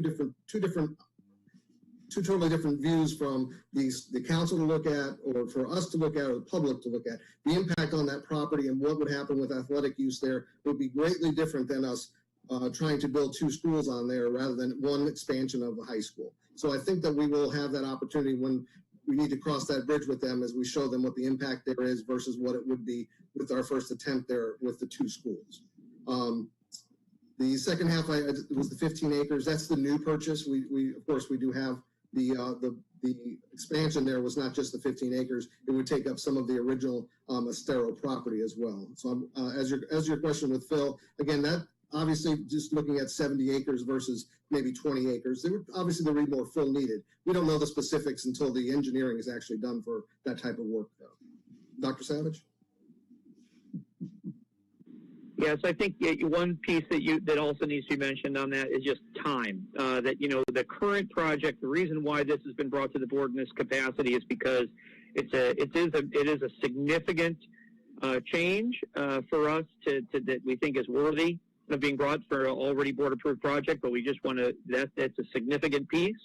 At the same time, if we want to be able to open this school under our current construction timeline of opening in 23. We're under a very tight timeline, and so any continued delays, would have basically eliminated that option.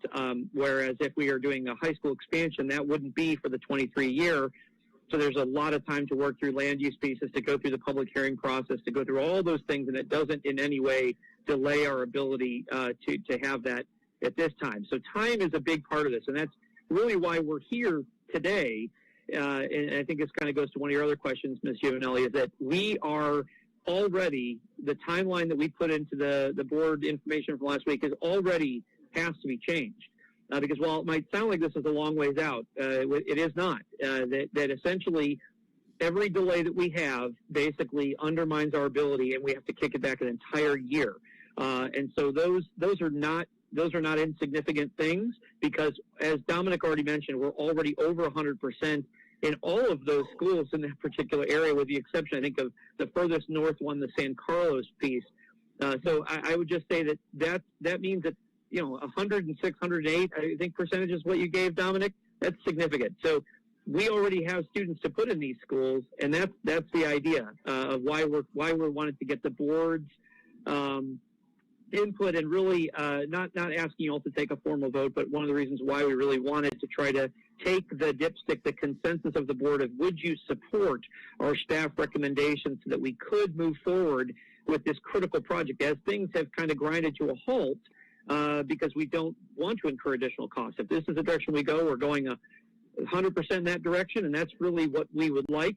But we also understand that that's why we've gone to great lengths to produce a very lengthy memo. We've produced untold pages and pages and pages of information, answered questions 5, 6, 7 times, provided all these estimates in writing, so that we can actually try to keep things moving on this project, so that we don't incur additional costs. So that's really why we came today, and that's really why we are here. So thank you for that. I hope that answers your question. Thank you, Dr. Savage. Thank you. Thank you also for putting that into perspective. And I know that as we reviewed the information that has been previously provided and provided to us today as backup information, most of that has been vetted before. So maybe at this time, we could just look to see if we do have a consensus of the majority of the board for you to continue to move forward and for us to accept your recommendation. And I do see 2 hands up, but I'd like to do this first, and then I will take a couple extra minutes to entertain the 2 hands.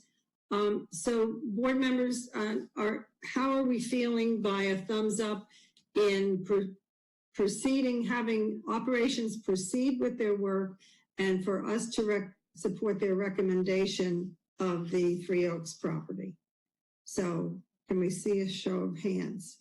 So I have 1, 2, 3, 4 up and 3 down. So basically a majority of us feel like we don't want to incur additional cost and have overcrowding, in spite of the fact that we have some uncertainty in what our back to school is going to look like.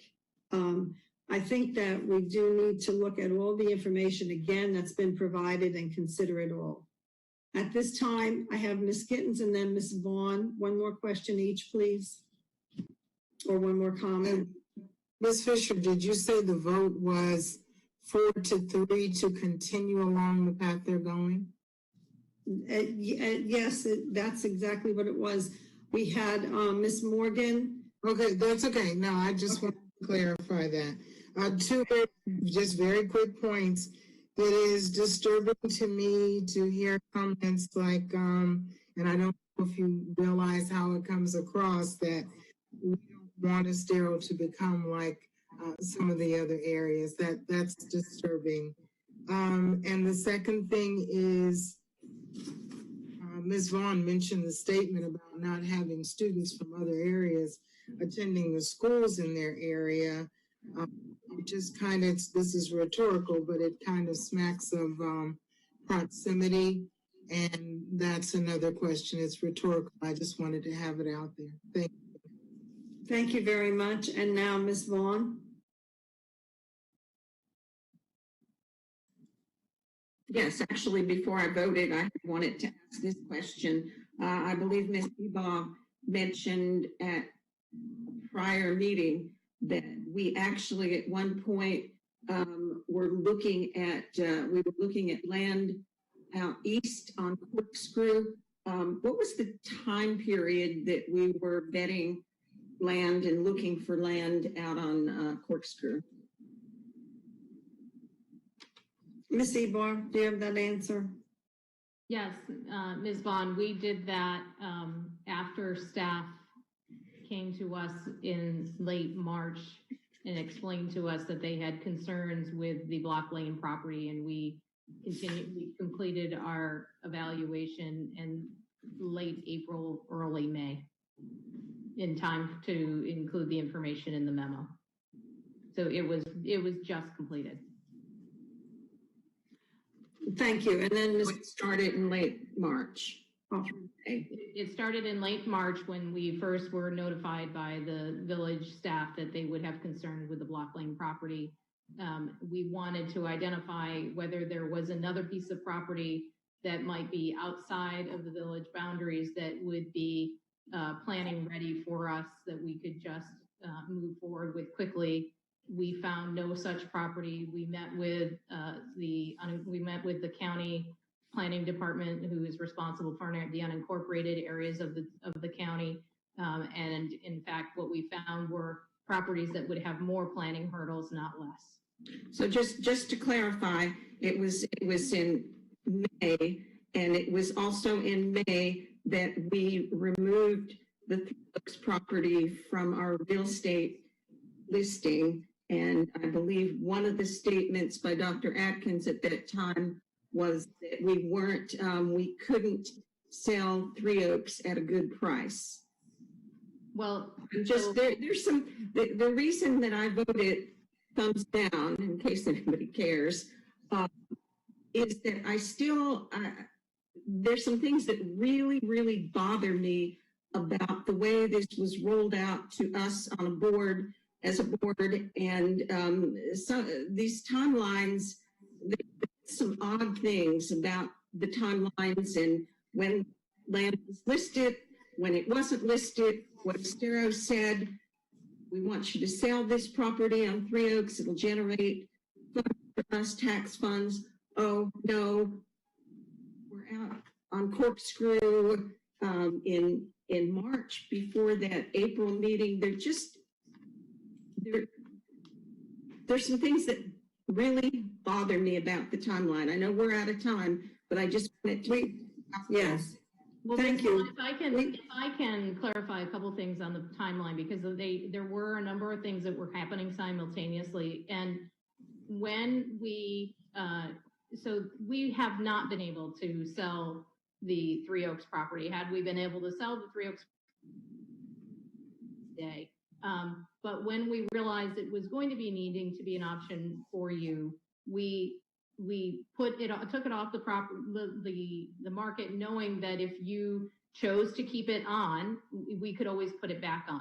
But we wanted to make sure that all of you had as most options as possible. So we did the evaluation of property that were outside the village. We also pulled the property off of the market for Three Oaks so that we could evaluate that property. And we also, as discussed in the memo, we evaluated expanding our permanent capacity at our existing campuses. We wanted to determine which of the four options would be the best for you. Our staff assessment after completing that thorough evaluation over a 2-month period was that the Three Oaks property would be the best. But if you gave us a different direction today, we would put that property back on the market and look to sell it. It was just our desire to be able to give you as many options as possible. in keeping options open for you.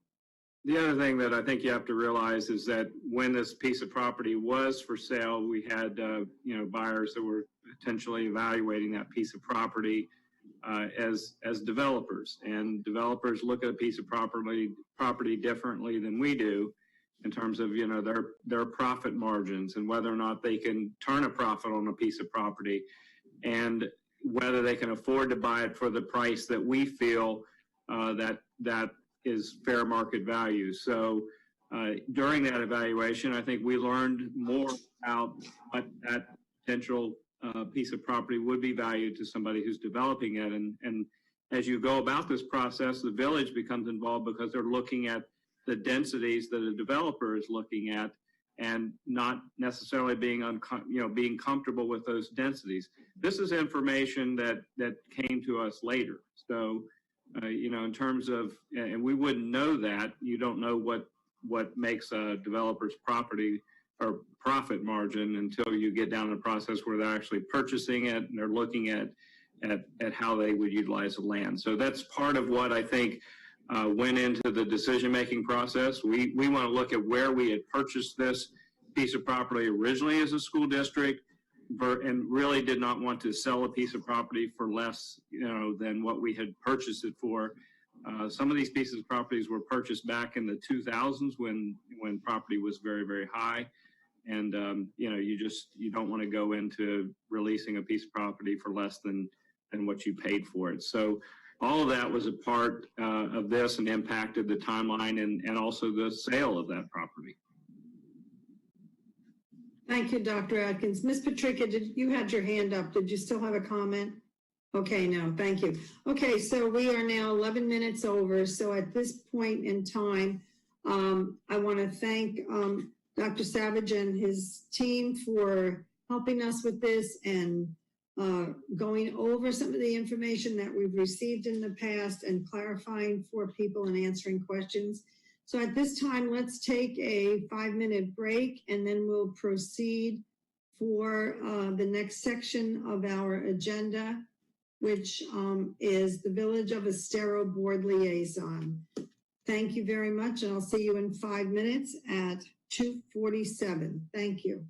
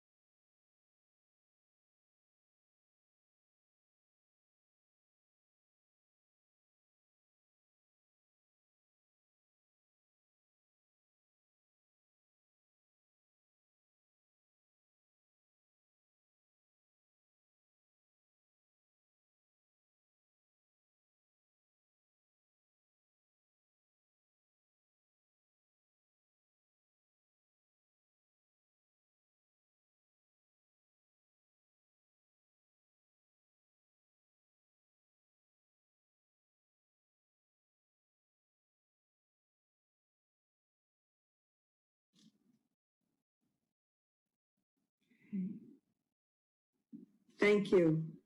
Okay, so it is now 2:48 and we will proceed with our second workshop item, which is the Village of Estero Board Liaison. There was some questions and some comments regarding that. And so at this time, I think I'll turn it back over to Dr. Adkins to introduce this, and then we can move forward. Dr. Adkins, please unmute. I apologize. Let me get to that place on.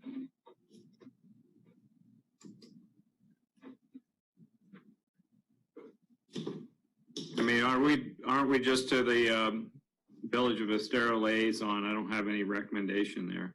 Okay, fine, thank you. So, let me see. Ms. Bruno, do you have anything regarding that as far as the board liaisons? I think, Madam Chair, this was something that was brought up at the last workshop. Yes. The discussion as to whether or not there should be a board liaison for the Village of Estero MOU, and we need to determine, if so, who will be that liaison. Okay, thank you very much. So I see two hands raised at this time. So Ms. Jordan and Ms. Vaughn have their hands raised, and let me begin by asking Ms. Patrica if she has any comments regarding that, since her name was on the list as the liaison. No, I don't have any questions or comments. I know that some of my colleagues have concerns, so I'd like to address those as they come up, please, and thank you. Thank you very much. I appreciate you doing that. Okay, so let's start with Ms. Jordan and move on to Ms. Vaughn. Ms. Jordan? Hey. Thank you very much. I know that this was mentioned on a meeting that I had to leave. So I was not part of that conversation with that because I had an EDAC meeting. What exactly what is the role of the liaison to the village? I guess is my question. Ms. Bruno? So for the board members, there is a memorandum of understanding that is dated March 27th, 2018. In that memorandum of understanding, it is between the district and the Village of Estero. The memorandum of understanding created a joint educational advocacy task force consisting of liaisons from the village and the district, principals from each school, one staff member from the village and the district. In my reading of this document, because the document is actually between the school board of Lee County, hereinafter called the district, and because there is a notation that they want a staff liaison, a staff participant, a staff member, as well as a liaison from the village and the district, I read that to indicate that they're requesting a board liaison in addition to the staff, in addition to the principals. So Ms. Bruno, would that be like, for instance, I'm a board liaison for this, the Drug-Free Coalition. Would that be similar to those other liaison positions that we have that are apart from our school board advisory committees? Yes. Okay. It is very specific pursuant to the MOU, and the MOU has different objectives that they're trying to accomplish within the document. Thank you very much. Okay, then Ms. Jordan.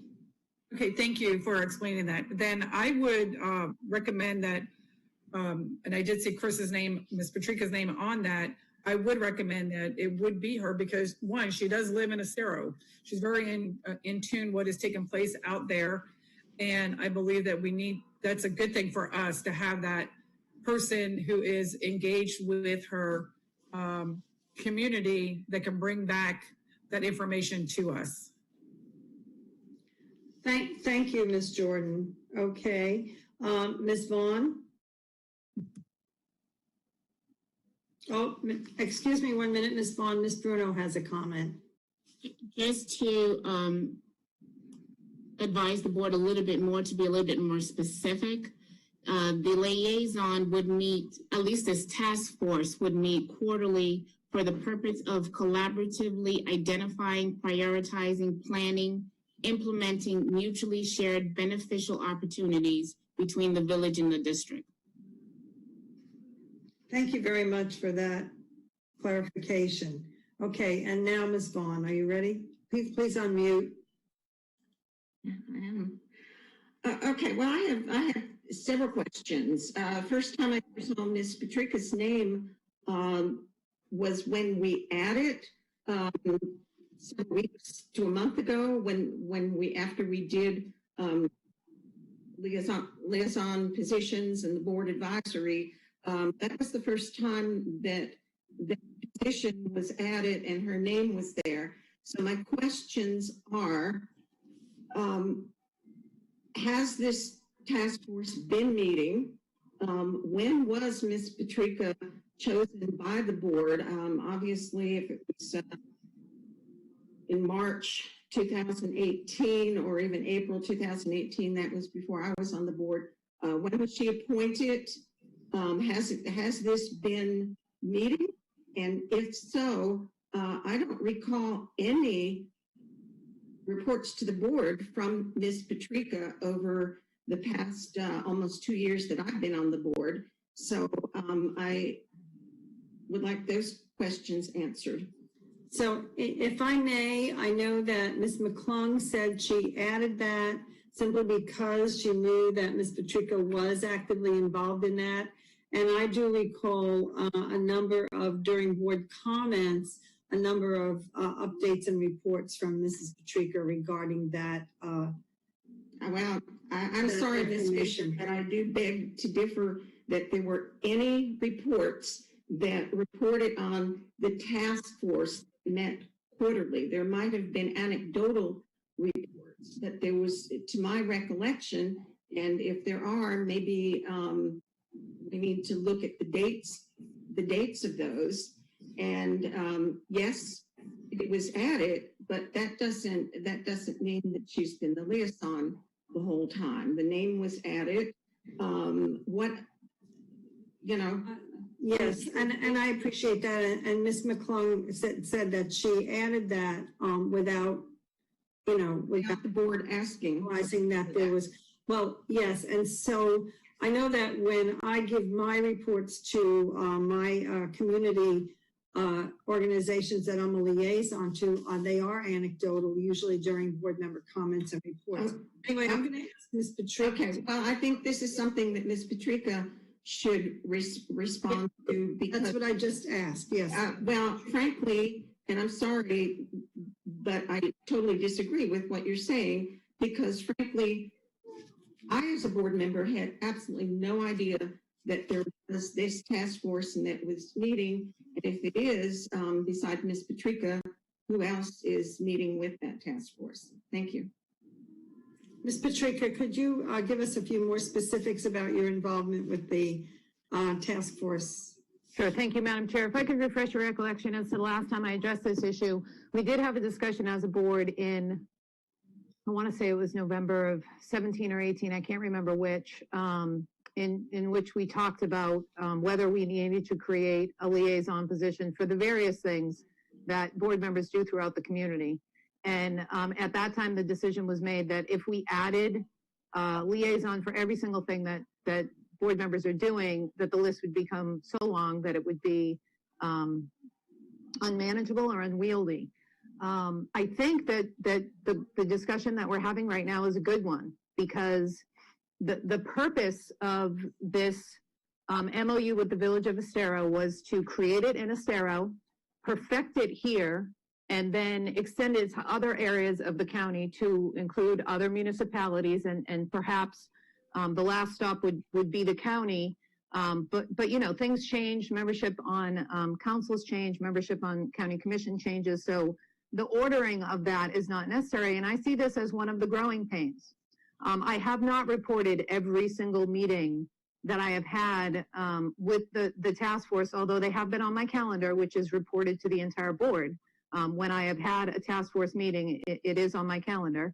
And I haven't reported everything because some of it was minutia. I remember having one lengthy meeting about how to handle all of the volunteer requests that were coming in. I didn't deem that as being a necessary conversation to have with the larger board.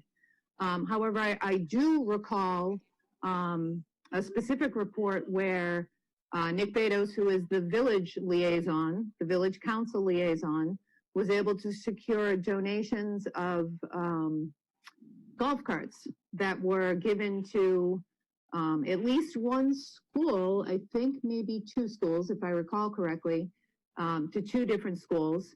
I do recall reporting that to the board. I also recall that Mr. Bedos was able to secure donated services in the form of power washing Pinewoods Elementary School. I recall reporting to the board donations that were made to the 4 schools that are part of the MOU. I want to say that steel drums that cost around $6,000 were given to Bonita Middle, and there are other details in terms of the other distributions made to the other schools. I recall reporting those things. So I really think that this is just a matter of how do we move forward from here? As we seek to expand these agreements to other areas of the county, we as a board will have a greater level of understanding as to what the role of the liaison is and how that liaison should be reporting to the board. I mean, really, part of the issue is this. When I first got on the board and I'm looking at Ms. Fisher and I'm looking at Ms. Morgan and I'm looking at Ms. Giovanelli, I reported every single thing I did. And when I think about you guys having to sit through those board comments, I am just so sorry. I really am just so genuinely sorry, because it's not necessary for you to hear every single thing that I do. And I have, in my time on the board, started to exercise some discretion with regard to what I report and what I don't report. What would I want to hear from you? Ms. Gittens, I know that you are engaged in trying to create this kind of an initiative out in the east part of the county. And you know, what level of detail do we as a board need to be aware of as you engage in that endeavor? I think that's part of the growing process. Thank you very much, Ms. Patrica. Ms. Gittens. Well, first off, in the beginning, Ms. Patrica did say that she wanted to hear from us before she gave her comments. But I disagree with the process that was taken. We are a board and we are supposed to be working together. We have policies that say when we are presenting ourselves as representing the board, that the board needs to know that. And I know that you're going to try to say, well, I'm doing stuff out here and you don't know about it. I did mention that I had attempted to do an MOU and I recall mentioning it because it was in a similar type of thing. I used the template of the MOU from Estero to try to create the same type of thing out here. It did not go through for, we even go into what reasons. But anyway, the bottom line, Ms. Patrica, you tend to have a pattern of deciding what you want to do and then telling us after the fact. It is not okay with me to have a list of committees and liaisons and then get the list back and suddenly your name is on there from 2018 to 2020. That is not okay. The discussion was that we would have a session just like this to discuss moving further, not that you would put your name on there and whoever did it, it's still not right. It had not been discussed as a board. And there's constantly a pattern of doing things on your own and then expecting us to just approve it later.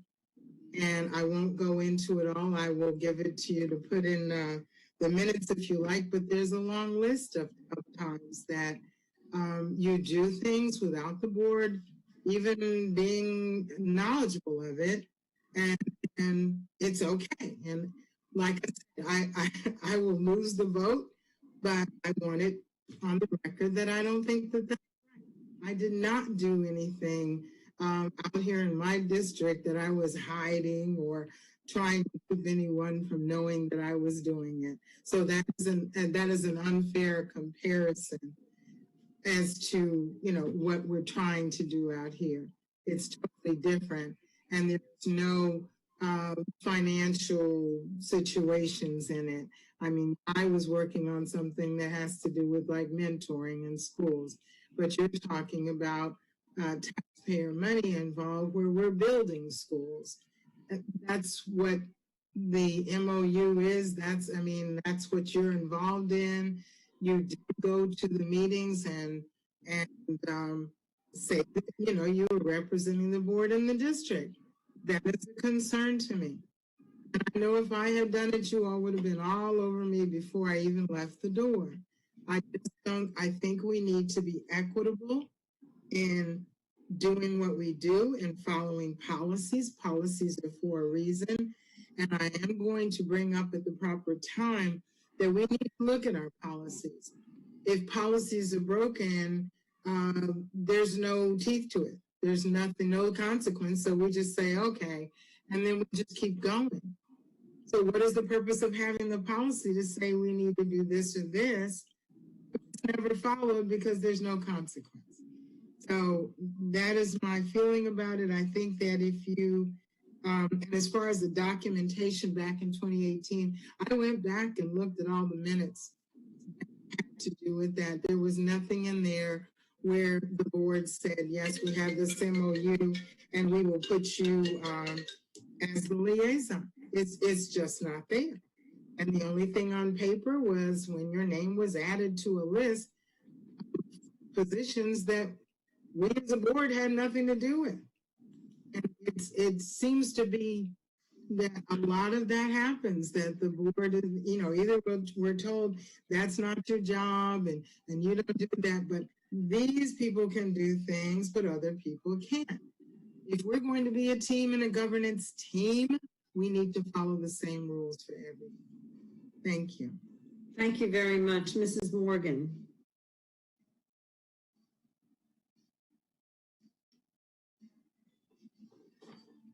Wow. All right. So, first of all, in 2018, the previous board, and I know you don't like that phrase, but the previous board was in a very good place with people in the community. And Estero had a great working relationship with Chris. And they wanted to pilot something that they thought could become a model for us to use with other constituencies in the county. So that was the genesis. It was a workshop.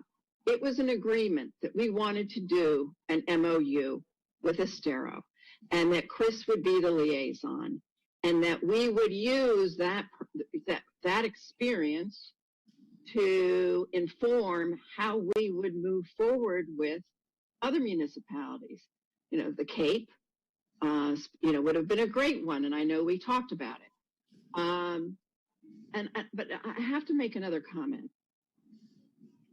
To me, the point of a workshop is not to fact find, and it's not to challenge other board members. It is to say that we have a problem that requires board discussion. What is the problem? It's not to try to uncover facts that make staff look bad, that make the board members look bad. It is about what are we doing that is not working well, and how do we take next steps? And this kind of conversation that we've been having all day is not about how do we become a better board and take next steps. I do agree that the protocol has fallen apart. Nobody pays any attention to the protocol. That has been a problem from the get-go. Yes, we need to do it. The problem is that people who don't like the protocol don't follow it. So I'm just really concerned that we spend a lot of time on something that doesn't serve the kids. It doesn't serve the community because it's not taking us forward. The question here is, do we want to have formal relationships with communities moving forward? Yes or no? Does the experience from Estero tell us that we want to do this? Yes or no? If we want to do it, what should be the protocol going forward in place for every community? And those are my comments. Thank you for listening. Thank you very much. Thank you very much, Mrs. Morgan. Before I entertain Ms. Patrica, I just wanted to make a comment. In School Board Policy 1.04, which is under Board Governance, School Board Responsibilities, we have Section D, E, and F, collaborate with parents and guardians and the community to enhance student educational opportunities and career planning. E, seek agreements to meet specific student needs, such as alternatives to out-of-school suspension. F, continue to develop interlocal agreements that are mutually beneficial to the district and the citizens of Lee County. So just recently, without the board's permission, I worked with staff, Mayor Coviello of Cape Coral, and some of our local business people in getting access to the Weston for 6 different proms for our West Zone schools, our Cape Coral kids, paid for by the citizens of Cape Coral. And that was, I was kind of the liaison because they contacted me because I was on the board. And I put them in touch with staff, and staff did their job. And so now we have 6 a week of proms for each of those schools right here in my neighborhood at the Weston. So I think that we need to understand that we are all working in our communities to enhance relationships and to develop business partnerships. And this has been, I've been on this board almost 10 years.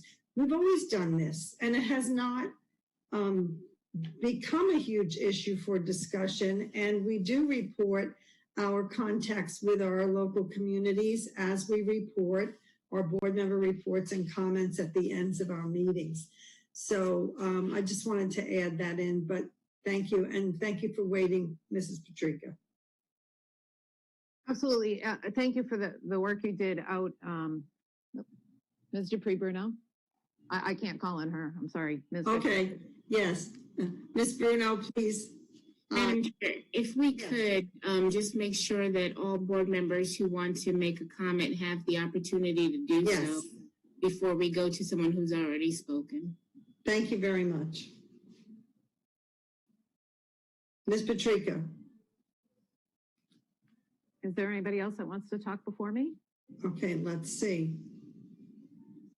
No, I don't, and I'm going to lower my hand. Okay.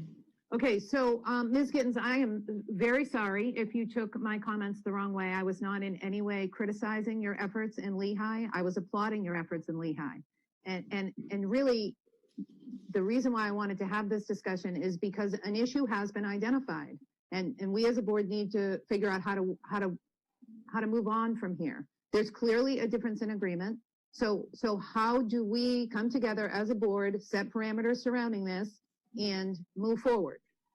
Because we do have an MOU, and we do need to continue with our relationship with the Village of Estero. And right now I feel as if my hands are tied in terms of being able to move forward, because I think the board wants there to be an official statement to be included on that list. That's the sense I'm getting, that this board wants that official statement on our list of liaisons. And if that's what we want, that's fine.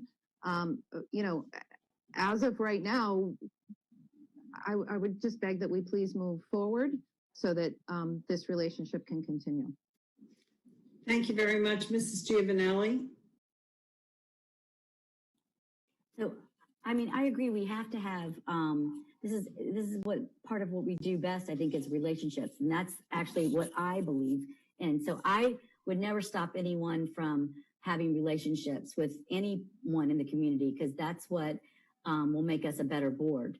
But we have to remember, why we're questioning this is that Ms. Patrica went to a council meeting and was in that meeting, and that information, she had information that we weren't privy to, and the information also wasn't brought back to us from the council meeting. We had to all watch it on TV. I think that's, so, when we're representing the board, we can't be representing the board. We have to be representing individuals. So participating in other council meetings, we have to be careful on how we are speaking for the board. And if we need to know that that's happening. I think that wouldn't have been, it wouldn't have been that big of a deal if we'd have known the information that she had, and second, that she was going to be speaking at that count, and then we can watch it just like we do the other advisory meetings. So I'm not opposed to her relationship. I think we need to be equitable in that. So, because we do that, that's why we change all our committees all around, is to give everybody an opportunity. So I think we need to be very careful in that, because if we want to exercise inclusion, we need to be leading by that as well. That would be my comments. Thank you. Thank you very much. Okay. Ms. Patrica, do you want to respond to that? Yeah, I just want to say, that the information was not brought back to the board because I wasn't given an opportunity to bring it back to the board. I was asked to attend the meeting by the mayor in between meetings. I went to the meeting, which was a public meeting. It was on tape. I wasn't trying to hide anything. It was a public meeting. And then we had our next meeting, and it was brought up as an issue by my colleagues before I had an opportunity. I mean, if you recall, during my board member comments, I said, I report retroactively, not prospectively. So I would have reported that meeting to the board had I been given the opportunity to do so. And I also want you to know, I did not put my name on that liaison list, nor did I ask a member of staff to put my name on that liaison list. That I didn't have anything to do with that. Thank you very much. Okay, Mrs. Gittens. Yes, Ms. Fisher, I don't know if you're aware that I've had my hand up for a while, but that's... Yes, and board attorney advised me that I need to give everyone an opportunity to say something before I go the second term around with people who have already spoken. And does that include Ms. Patrica speaking each time? But that's... Well, that's all right, that's okay. I didn't finish. I'm done with it. I didn't get to finish, but okay. The comment... I'll come back to you, Ms. Giovanelli, please. Were you not finished, Ms. Giovanelli? Actually had a question for Ms. Patrica. So was that your first and only meeting you've ever been to then? Because I'm not aware of one. So that's just the question that I have. Back in, I want to say the first meeting I went to was back in November of maybe not November, maybe June of 2017. I went to a meeting, and this was before the MOU was signed. I went to that meeting with Mr. Mora to discuss the creation of the MOU with the village. And of course, I came back to the board and I reported on that to the board, and it was shortly thereafter that we entered into that. I've been to village council on several different occasions when they have recognized our students for various awards, accolades, that kind of thing. I believe, I know for certain actually that I was in front of the board for a workshop on another occasion. I can't remember the exact subject matter of it, but I was there in the same capacity that I was there at the April meeting, where they brought me up for some comments. They asked me questions about the nature of the relationship, and then they moved on with the rest of their workshop. So no, Ms. Giovanelli, that is not the first time that I have been to a Village of Estero Council meeting. Okay.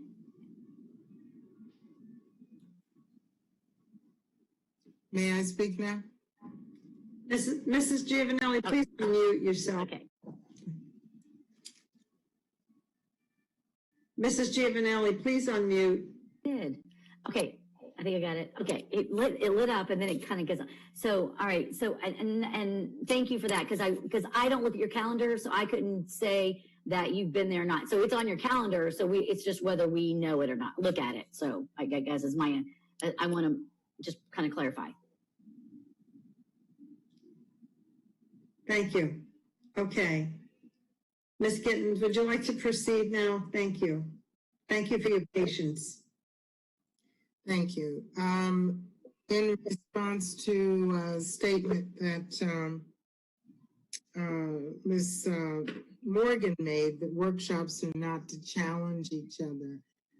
We constantly hear that we don't want to talk about anything negative at the workshops or make anyone look bad. And I don't think that's the purpose. I think the purpose is that we have sunshine law to deal with. And if it's an issue, we should be adult enough to bring it up and not feel that it's a political or an accusation. It is a fact that was brought up. There was a policy, it was not followed.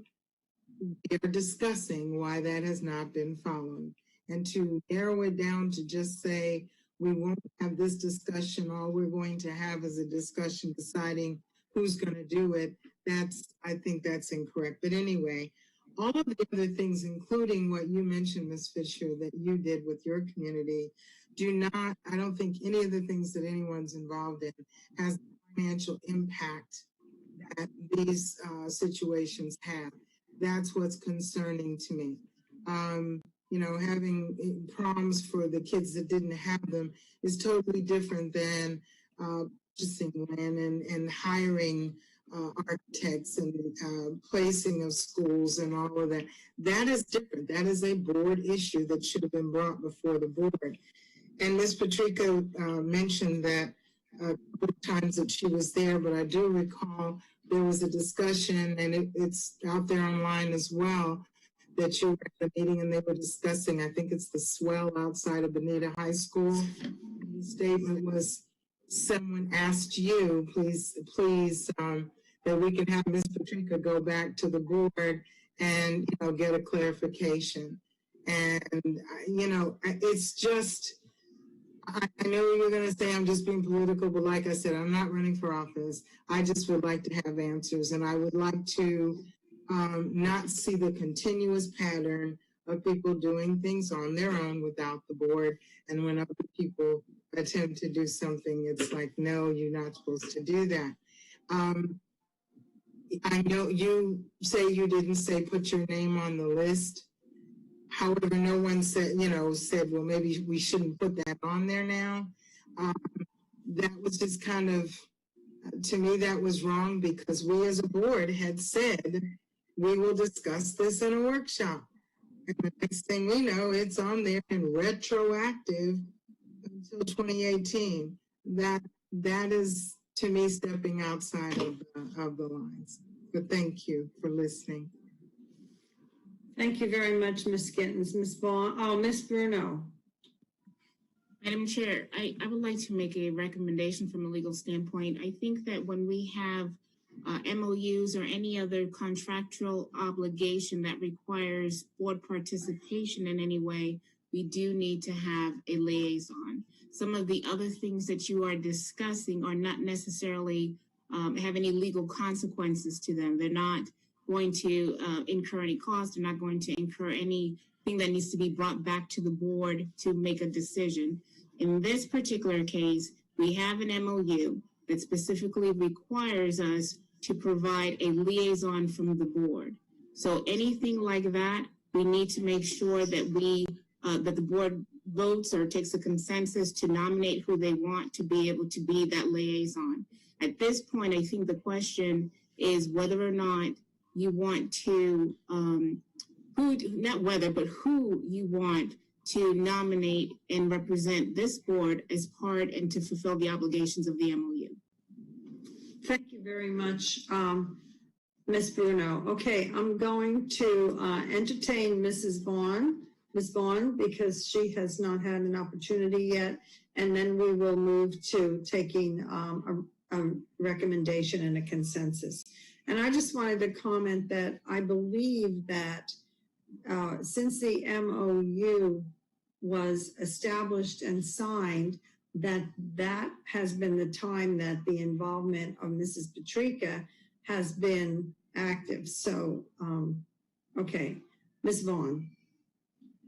Okay, just to clarify, I believe that we're talking about two different issues here, but the issue of the education, Estero Education Initiative, I'm holding a copy of the brochure from Estero, and certainly Ms. Patrica is recognized as school board member, school district of Lee County, as a member.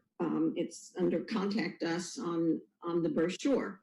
So she is recognized. My point is that for every other, and I'm going back to what Ms. Morgan said about protocol, Ms. Morgan and others who were so concerned about protocol, for whatever reason, was definitely broken here, because this is 2020. In 2009, 19, or actually in 2018, when I first came on board, and we had the pre-reorganization meeting, and we were selecting. That position wasn't even listed. Okay, not that I wanted it or it. I'm just saying, if we're talking about protocol, it's not even listed. So then we go to the next year, 2019, not even listed. If we're going to, and this, as Ms. Dupree Bruno just pointed out, this is something legal. It's not like, oh, let's have a relationship with this group or that group. This is an actual legal document, the MOU. So this, it should have been listed, okay? And nobody should have just retroactively put Ms. Patrica's name. I'm gonna chalk that up as it's a mistake. Obviously, she's been representing the board. I'm not having a problem with that. I am having a problem with the protocols. I believe that my memory of what's been on the shared calendars that Susan puts out weekly. I know there were a lot of meetings, maybe bi-weekly meetings with Nick Betos, who's also the council, the village council representative. So that's what we, when we talk about transparency, when we talk about following the protocols, that is the issue. Now, because we're talking about this, I can't at this point get into the second thing, but I think what's been referenced is that, and maybe we can talk about this afterward or during my comments, the fact that I believe there was a possible ethical violation when Ms. Patrica appeared at the April 22nd Village Council meeting. I have some quotes from that meeting where she represented herself as representing the school district. There's the problem. It's not the problem in the initiative. We just need to follow the protocol on that. I'll bring up the second issue later when we're done discussing this one. Thank you. Thank you, Ms. Vaughn. And now Ms. Jordan. Thank you. I was just going to say, I know that they were just speaking about what's on our calendar. That's our privilege to put on there what we want to put on there. I certainly don't put every single place that I go on that calendar because it has nothing to do with the school board and the business of the school board. So if people are meeting with other people outside of the business of the school board, if they want to put, if they choose to put that on there, then they choose to put, I don't look at anybody's calendar because what you're doing is what you're doing. It's your business. I just wanted to put that out there. Thank you very much, Ms. Jordan. Okay, so like at this time, I think that we're going to honor Ms. Dupree Bruno's recommendation that we recommend a liaison for the Estero task force, if it is still a task force. And I might comment that task forces are not always permanent, but this is required by the MOU. So I would like to begin by recommending that Ms. Patrica continue as the board liaison with the Village of Estero. So at this time, we'll ask for all of those in favor. Please put your thumbs up.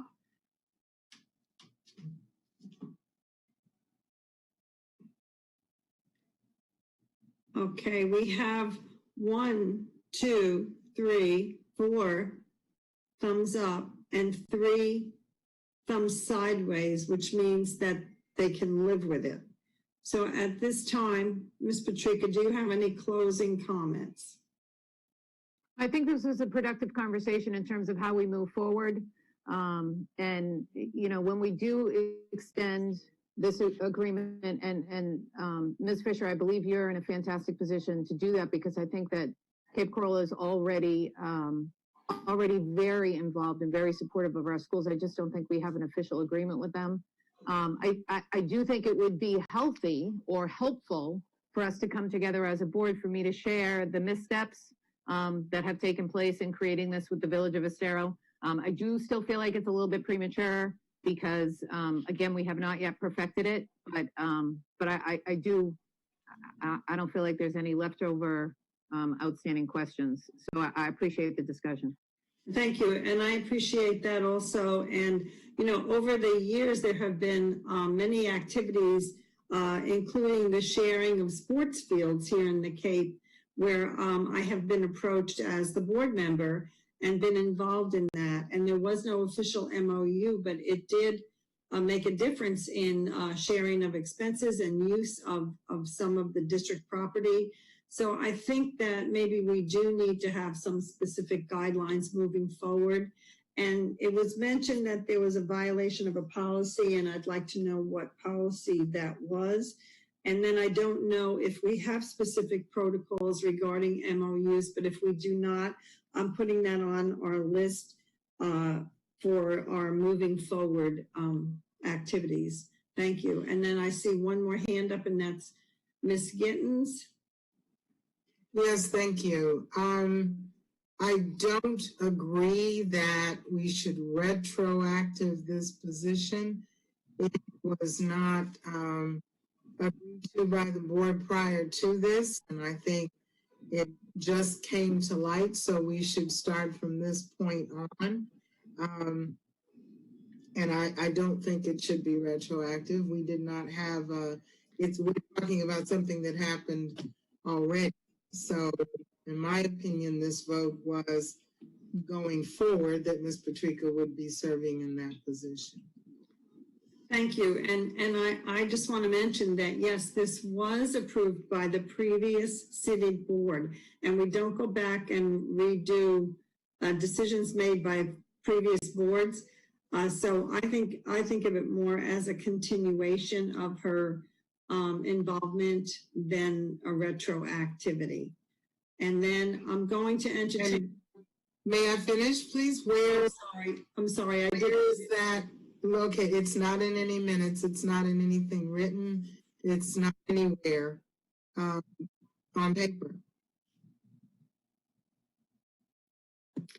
Okay, the board, according to Ms. Johnson, the board at that time said not to put that on the list because it was not one of those permanent organizations that we have in our community, that like Learning for Life and Uncommon Friends and the Drug Free Coalition and those things that have been on the list for years. So at that time, that board decided not to put it on an official list. So it was not on an official list, so it's not an official position until we made it so today with the vote.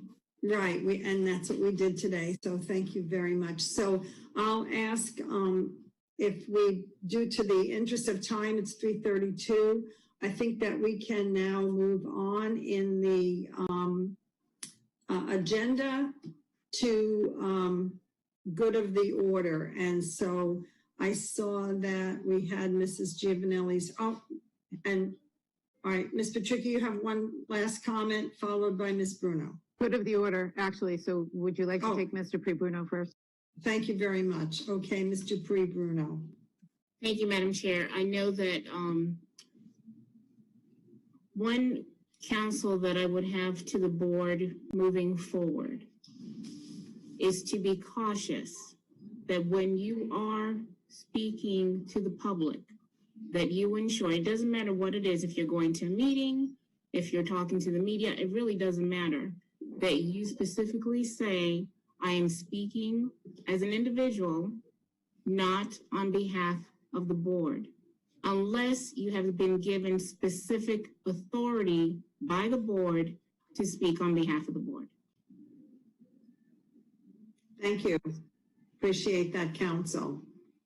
Okay, so now, seeing no other comments regarding the Village of Estero Board Liaison, and thank you, Mrs. Patrica, for being willing to serve.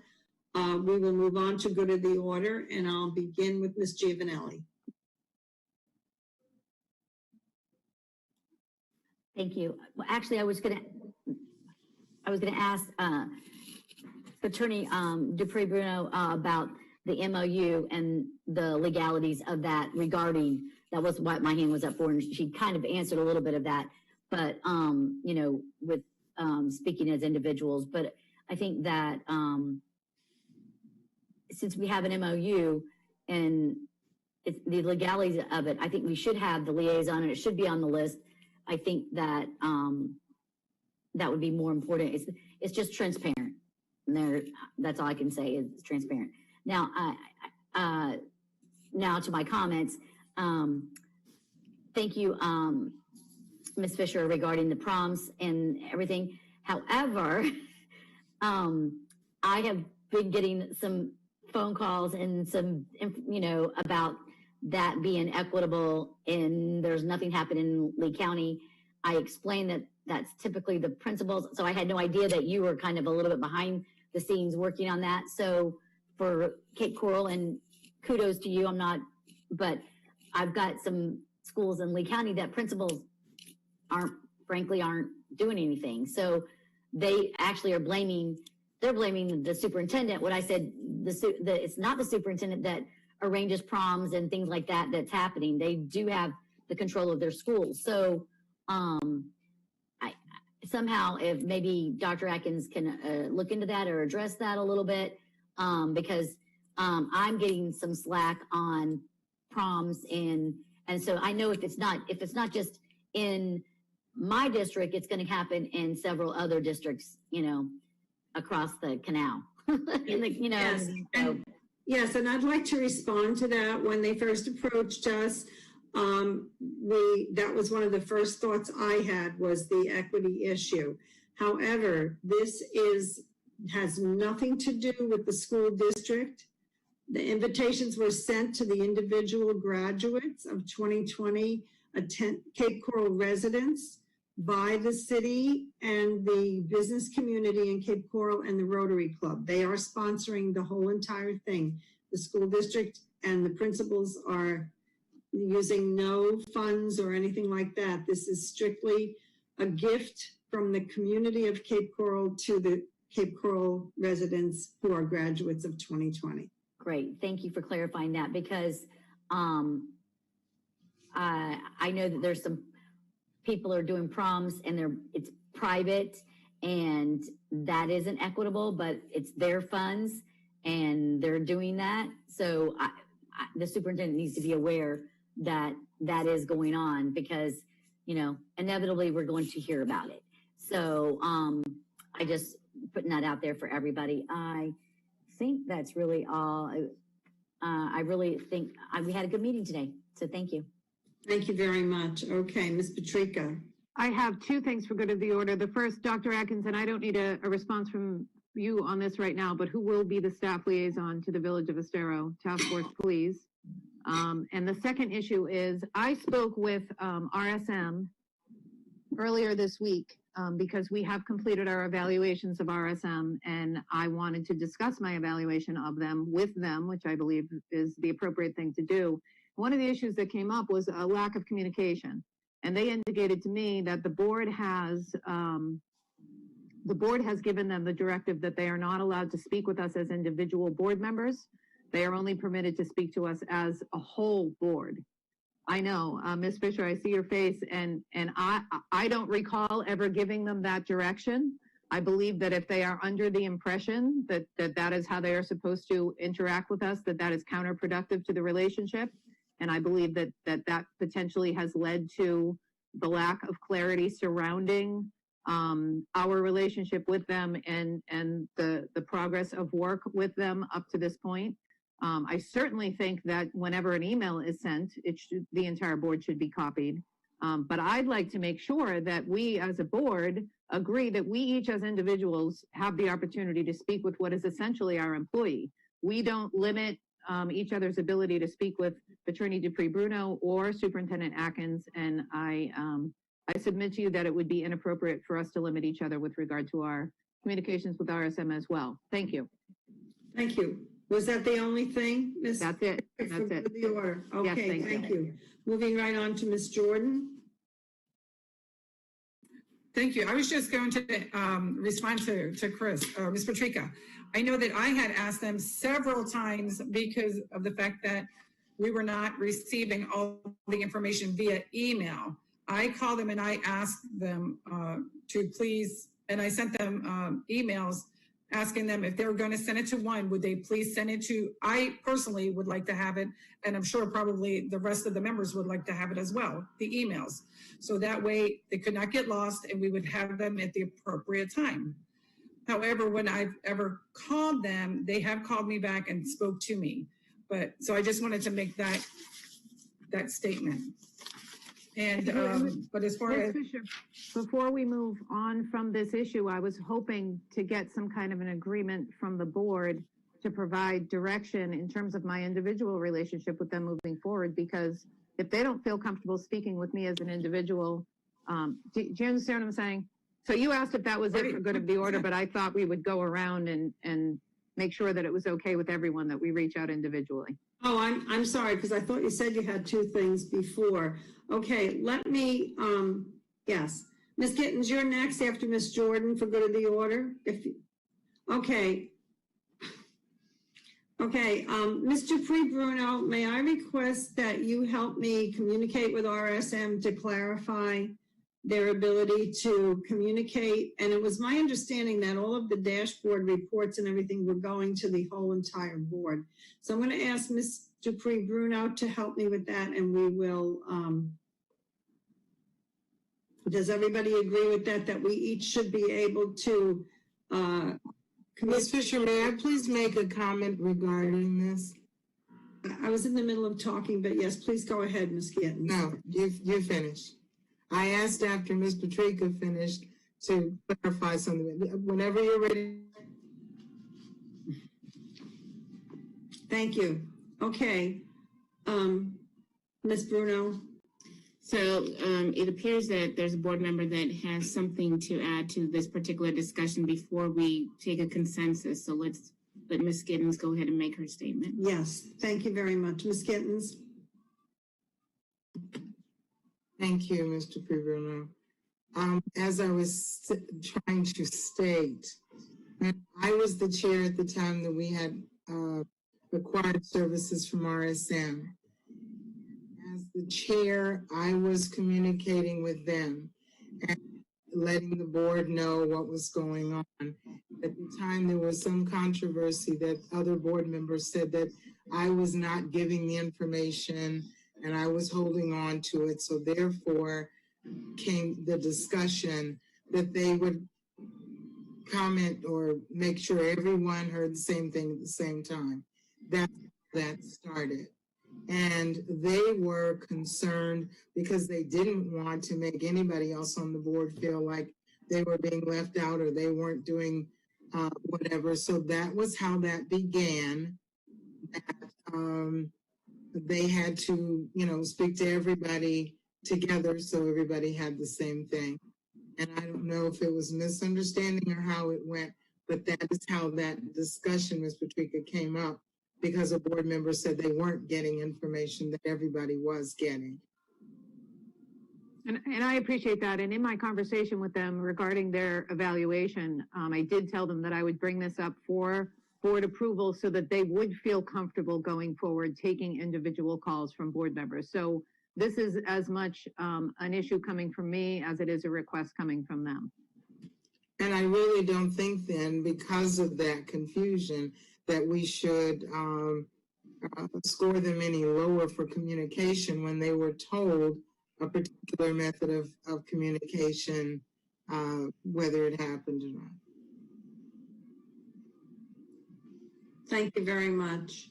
All right, then, board members, shall we move forward with consensus that we communicate with RSM, that they certainly may communicate and take calls from any individual members of the board while providing the full information and their ongoing reports to all of us?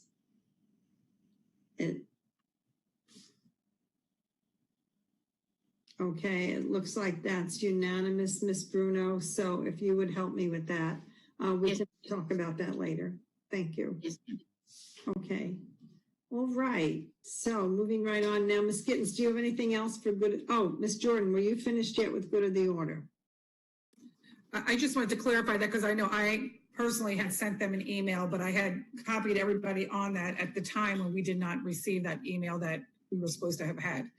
But I guess just another thing for good of the order is that we really need to start, I know we're all involved with thinking about the COVID-19, and Ms. Vaughn's doing a great job on the task force.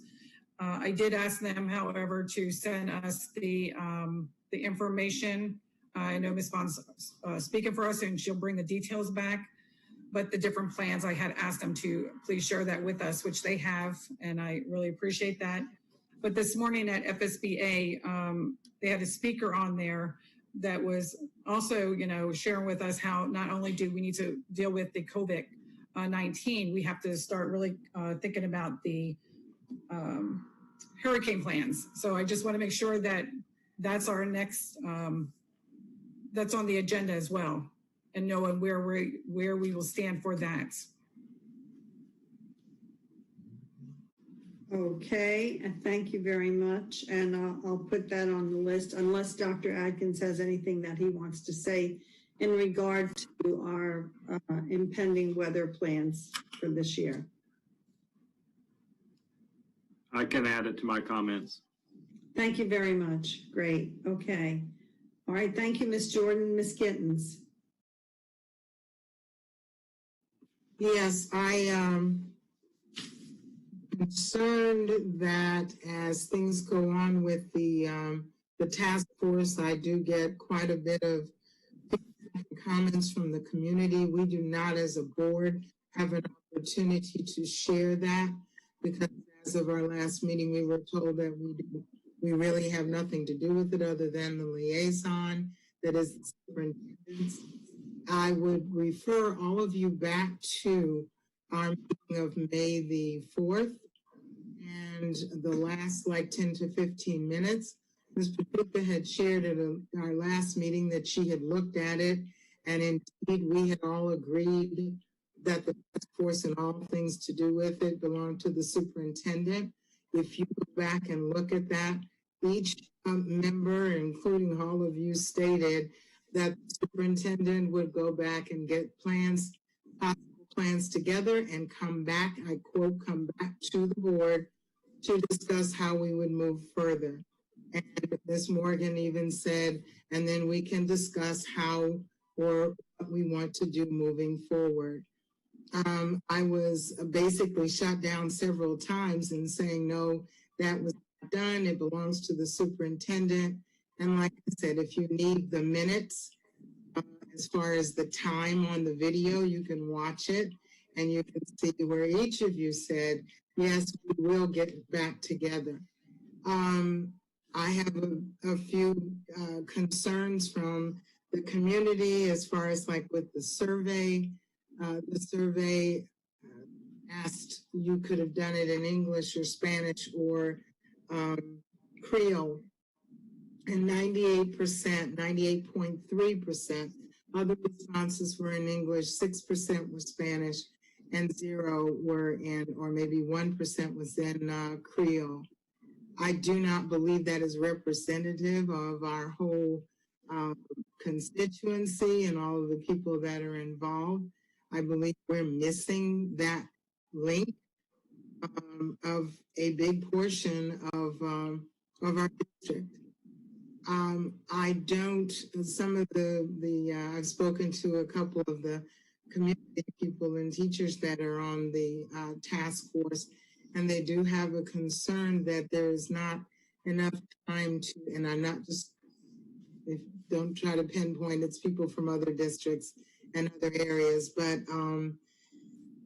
that they thought they would have more of an opportunity to discuss and talk about things as a group and bring thoughts and ideas, and that basically they are just being told and talked to rather than listening to people, having people listen to what they're doing. I'm just giving you what people are saying. I'm concerned that we have a certain portion of the district, and we're looking at that as our details to move forward, and we're not really including everyone in the district. That is a major concern.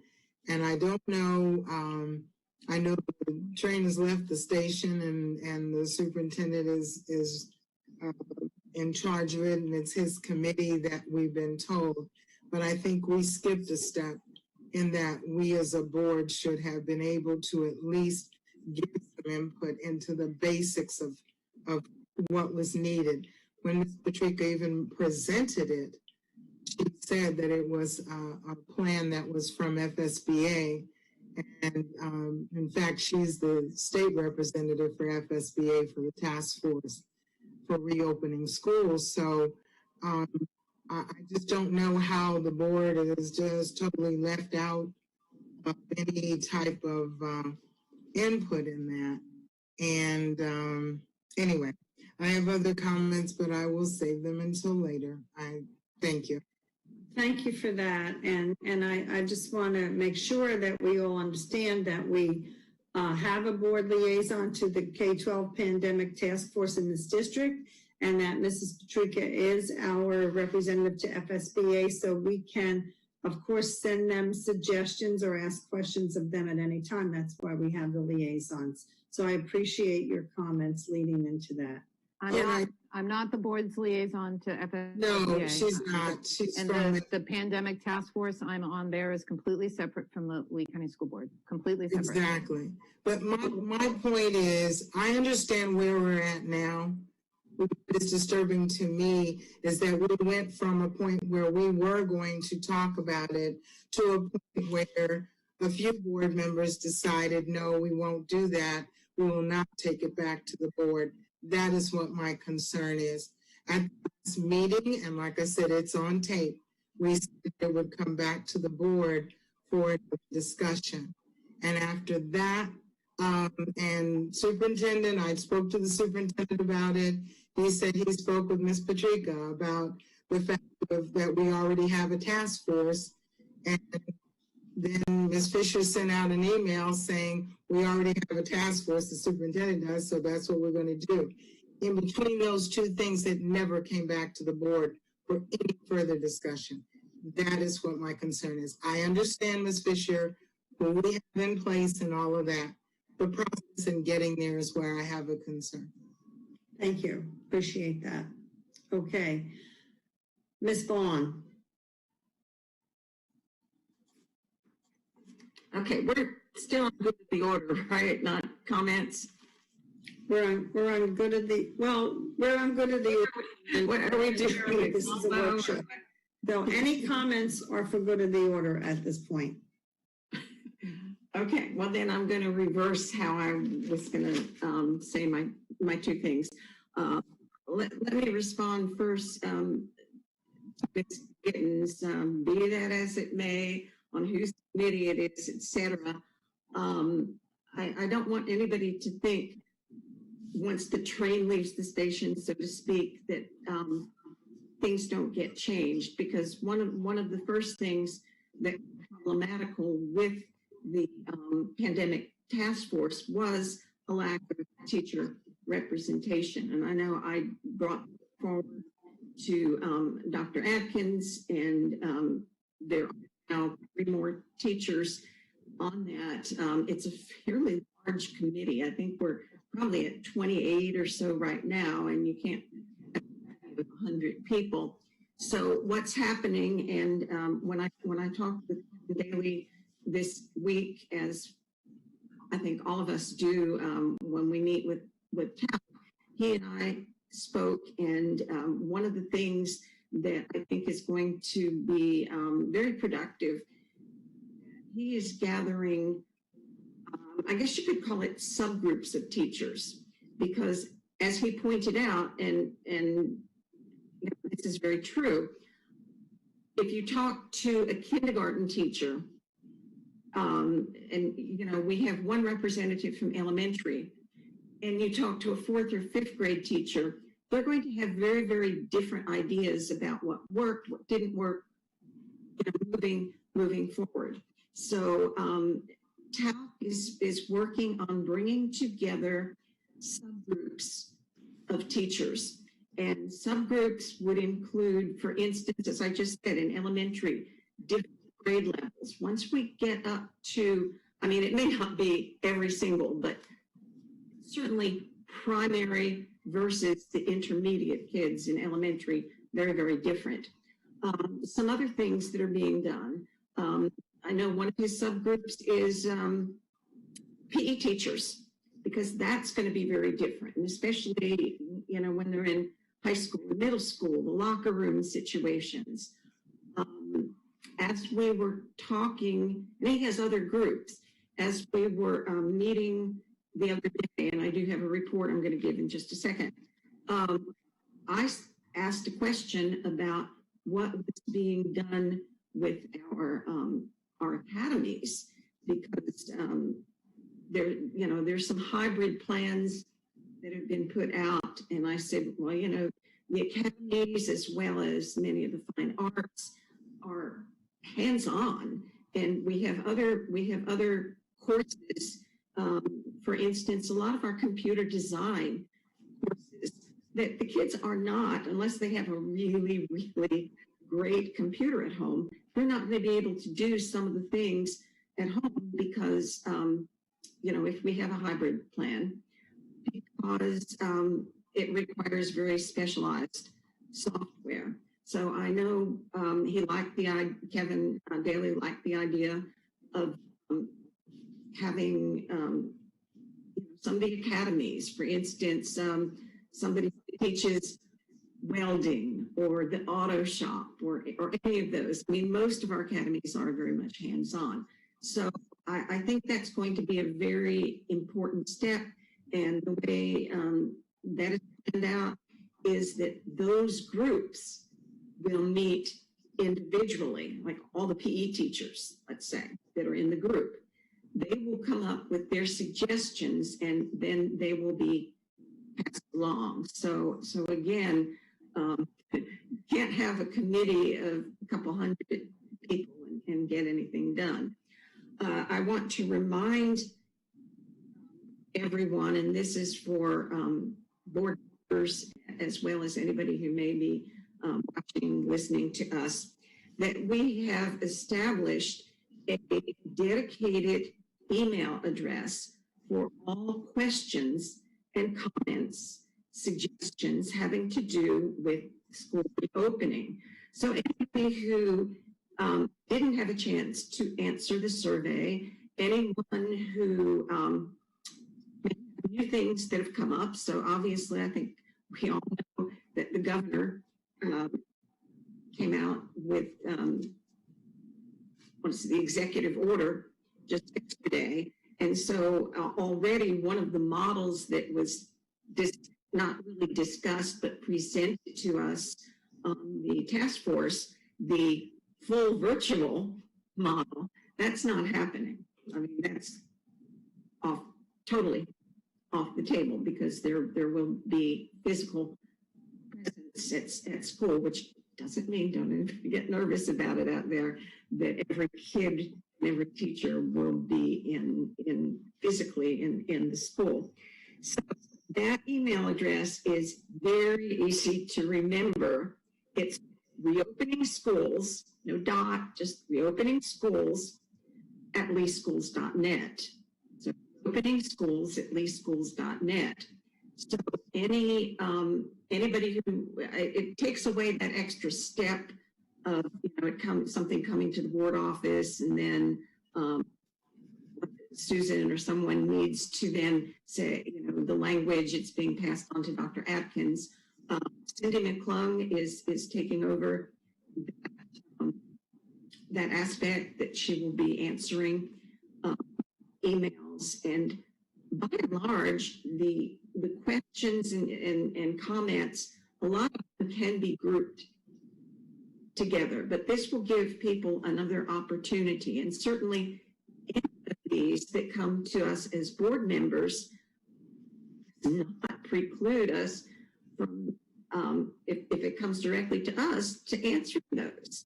I mean, we can answer them, or if we feel more comfortable, instead of saying we're sending it to Dr. Atkins' office. And I believe Ms. Stillwell has sent that out before just this past week, a few days ago, that you can say, I have forwarded this to reopening schools. Okay, and I'm not going to go into any great detail on the presentation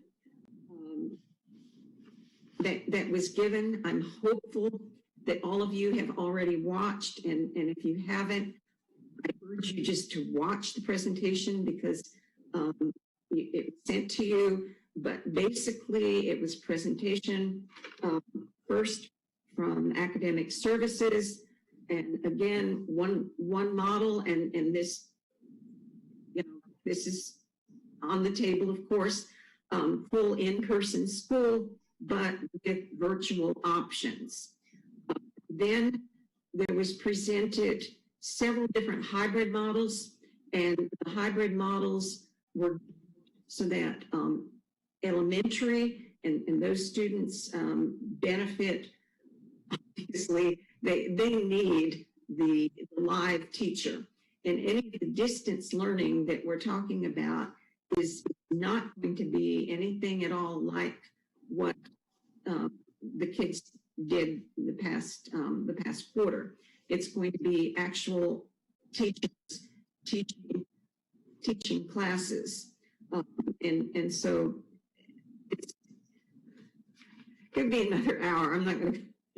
So there's hybrid for the elementary, hybrids presented for middle school and high school, or combinations of face-to-face with actually different ways of, maybe coming to school twice a week, maybe 3 times, complicated hybrids, but we're pulling out for face-to-face in person for like the ESE kids, 504, the ELL, LY students, the lowest 25%, students that are credit deficient.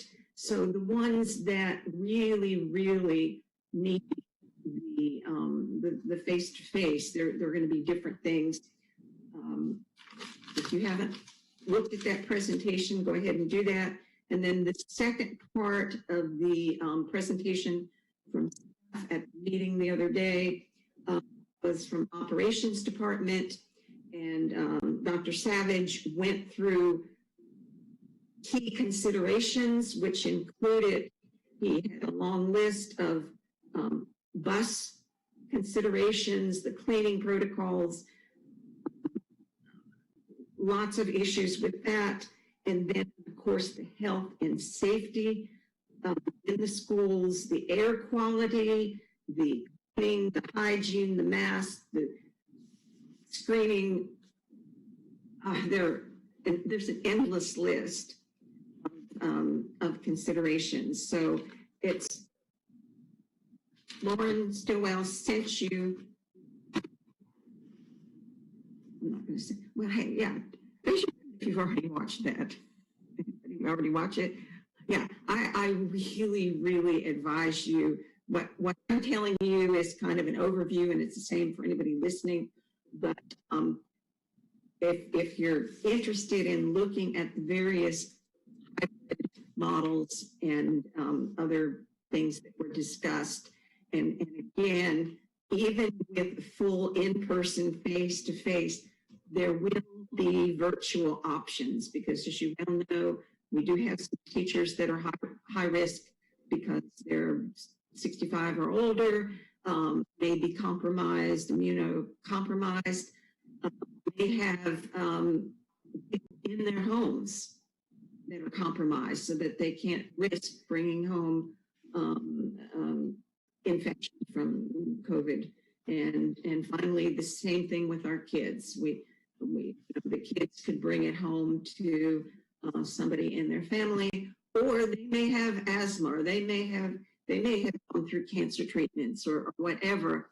So rest assured, everybody, even with full face-to-face, there will be virtual options.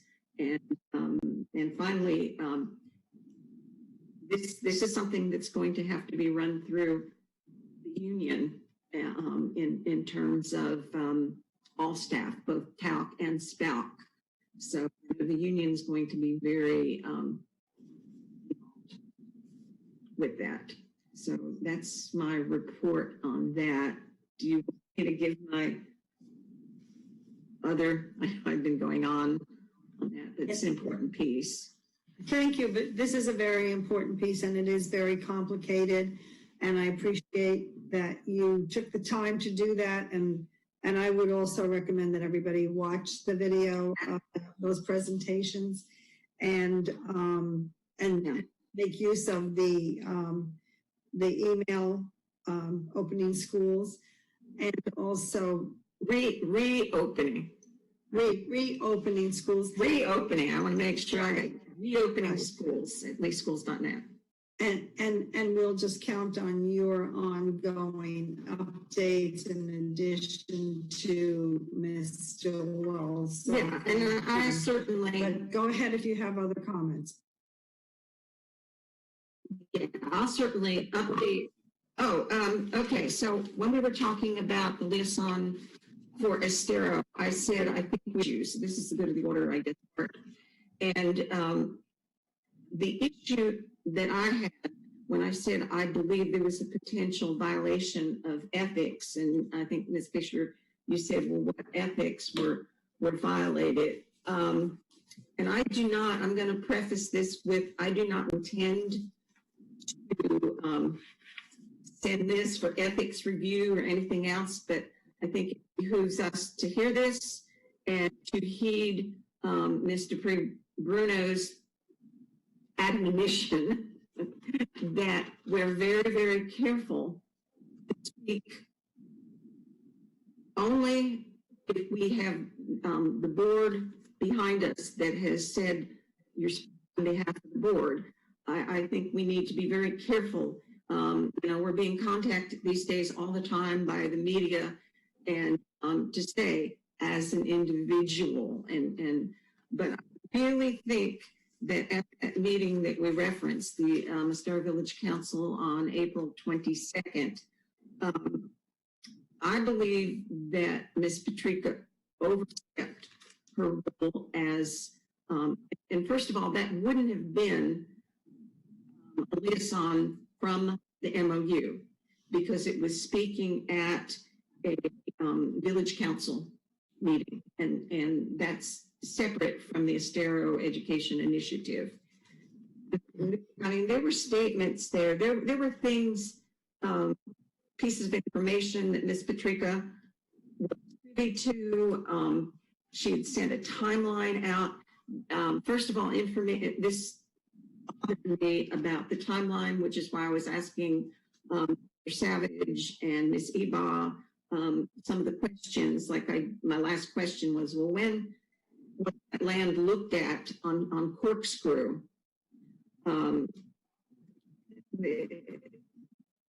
There were pieces of information that I believe came from planning development staff that were not shared to us as a board, which is why I did this, the thumbs down, because there's still a few things that bother.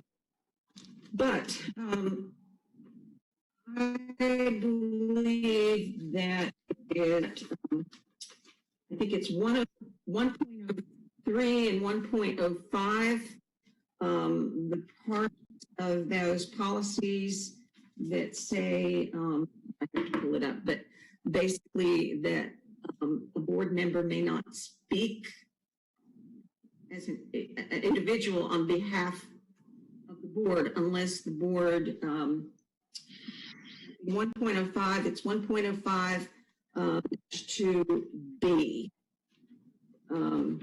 And there were statements like at that meeting, for instance, at one point, Ms. Patrica said, we can live with the 3 Oaks site, and if neither of those, and the reference had been to the block lane, if neither of those is going to work for the council, our backup plan is to look further east on Corkscrew for land.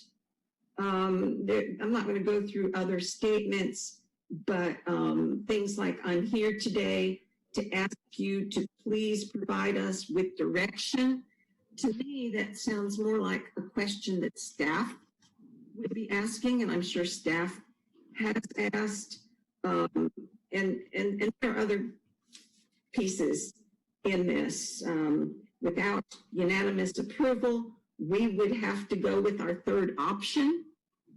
Patrica said. So there are statements there that very, very definitely sound like to me that she's expressing an official opinion of the district and or the board. And that's not part of her job as the liaison to the education initiative, and I'm not sure what the understanding was of the members of the council, but it came to me because they had her as part. She wasn't in the audience and like, oh yeah, come on up here. She was a planned part of the meeting. So I'm just saying that that's, to me, an ethical violation. I'm not intending to send anything in and write it up and send it to the ethics commission, but I think, unless I read that wrong, that it goes to what Ms. Dupree Bruno said earlier, and those are my comments. And I'm next. Thank you very much, Ms. Bruno. I don't think board members are able to, given what Ms. Vaughn has said, I think she's pretty much reiterating what she has interpreted from I'm assuming the transcripts from that meeting. The only thing I would caution is that I don't believe that any board member can actually make the determination that an ethical violation has occurred. I think that has to go to the commission for them to make a determination if something has happened. That's the only thing I wanted to add. Thank you. I appreciate that. And I just wanted to clarify that I did not ask about an ethics violation. I asked about a policy violation because I couldn't find a policy. But thank you. So now I know that Mrs. Giovanelli has had her hand up for quite a while. And before I move on to Ms. Morgan, if I could just entertain that. Ms. Giovanelli. And I apologize. I left off one thing, just that I wanted to bring up the fact that sports practices are opening up back on Monday, and everyone is excited about that. And I just wanted to say it publicly so that the excitement can continue, and yay. So we're moving in the right direction. That's all I got. Thank you. Thank you very much. Thank you for your patience, Mrs. Morgan. Would you continue? Yeah, I'm going to pick up from where Attorney Dupuy Bruno left off. I think it's really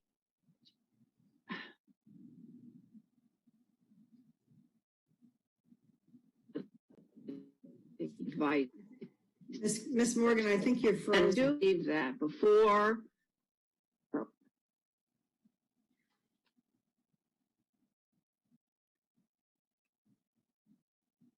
Any better? Yes, thank you. Okay, all right. I believe it's incumbent upon us to speak with the board attorney before we conduct conversations at the table suggesting that someone has misbehaved or acted in an unethical manner. I think we can get rid of some of this conversation if we do that. And if in fact there has been misconduct or unethical behavior, then the board attorney is much better equipped to lead us in that conversation. So that would be my request. The only other comment I want to make, well, they're related. One is the consortium. So the consortium's meeting as part of the FSBA meeting. This will be our last meeting before we renew our contract. So the question is, who's representing us? And are we going to renew the contract? And following that, we start a new budget year, July 1st. We as a board have not had a conversation about how we are going to use our money in our budget to show that we are fiscally disciplined, and we have set forth criteria that we feel are responsible, that are responsible parameters for how taxpayer money is spent out of our budget. So those are my comments. Thank you. Thank you, Ms. Morgan. And then I will, with my comments, I'll take that up and say that in talking with Ms. Stillwell and Mrs. Johnson regarding our budget, that is one thing that came up, and maybe that's something we can get consensus on now. And I know you've brought up the consortium in the past. So if I might ask you to reiterate some of your comments before, is it worth it for us financially to continue with the consortium, or do they provide us anything additional that we don't get from FSBA? So would that be something we could consider eliminating so that we could be good stewards of the budget money and, reduce our budget by eliminating that as one thing?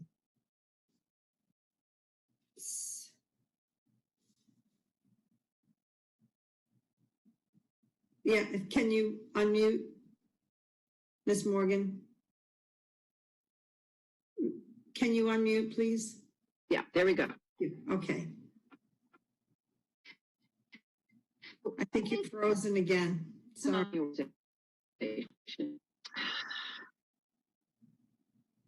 Technology. All right. Is that better? Yes, ma'am. Am I back? Okay. With any organization, there are pros and cons. So the original understanding of the consortium was that it had an advocacy role for the coastal counties who represented half of the student population and half of the elected representatives at the state level. In my opinion, and as former president and someone who tried to sort of open up a conversation about the role of the consortium, I'm not convinced that they are value added for us in terms of advocacy beyond what we have in terms of our local representative and FSBA. That being said, there is a social context, which I think is very helpful because it creates a smaller group of people for new board members to interact with and get an opportunity to know and develop a comfort level with when they're operating at the state level. So those are my two comments about the consortium. Thank you. Okay, thank you. So then, board members, does anyone else have an opinion regarding the consortium and continuing that? It is an excellent networking opportunity. And I'm not sure exactly what the dues are, but it's enough of an amount that it could make a difference in our budget. So are there any other? Excuse me, Ms. Fisher, the dues are $3,000 a year. Thank you, Ms. Johnson. Thank you. So the dues are $3,000 a year. Ms. Morgan. Yeah, but then we have to add in what we spend when we go to these fall weekend meetings, which have been very expensive for the board. Okay. So that being said, any other comments or suggestions regarding remaining with the consortium or eliminating our ties with the consortium and continuing just with FSBA? Ms. Patrica? When you look at the way the consortium functions and the legislative platform that they put forward each year, there's very, very little change from year to year. And what that to me means is that we're not being productive in two ways. Number one, we're not accomplishing anything if those legislative platform items have to be carried forward year after year. And number two, we're not being very innovative in asking for new things from our legislators. So, I would support the notion of stepping away for at least a brief period of time to free up those dollars for more meaningful things like FSBA training, which I think most of us agree, at least on the subject matter issues, is very informative and very helpful to the board. Those are my comments. Thank you. Thank you very much. Any other comments, board members, regarding consortium? Okay. Ms. Giovanelli, did you have your hand up?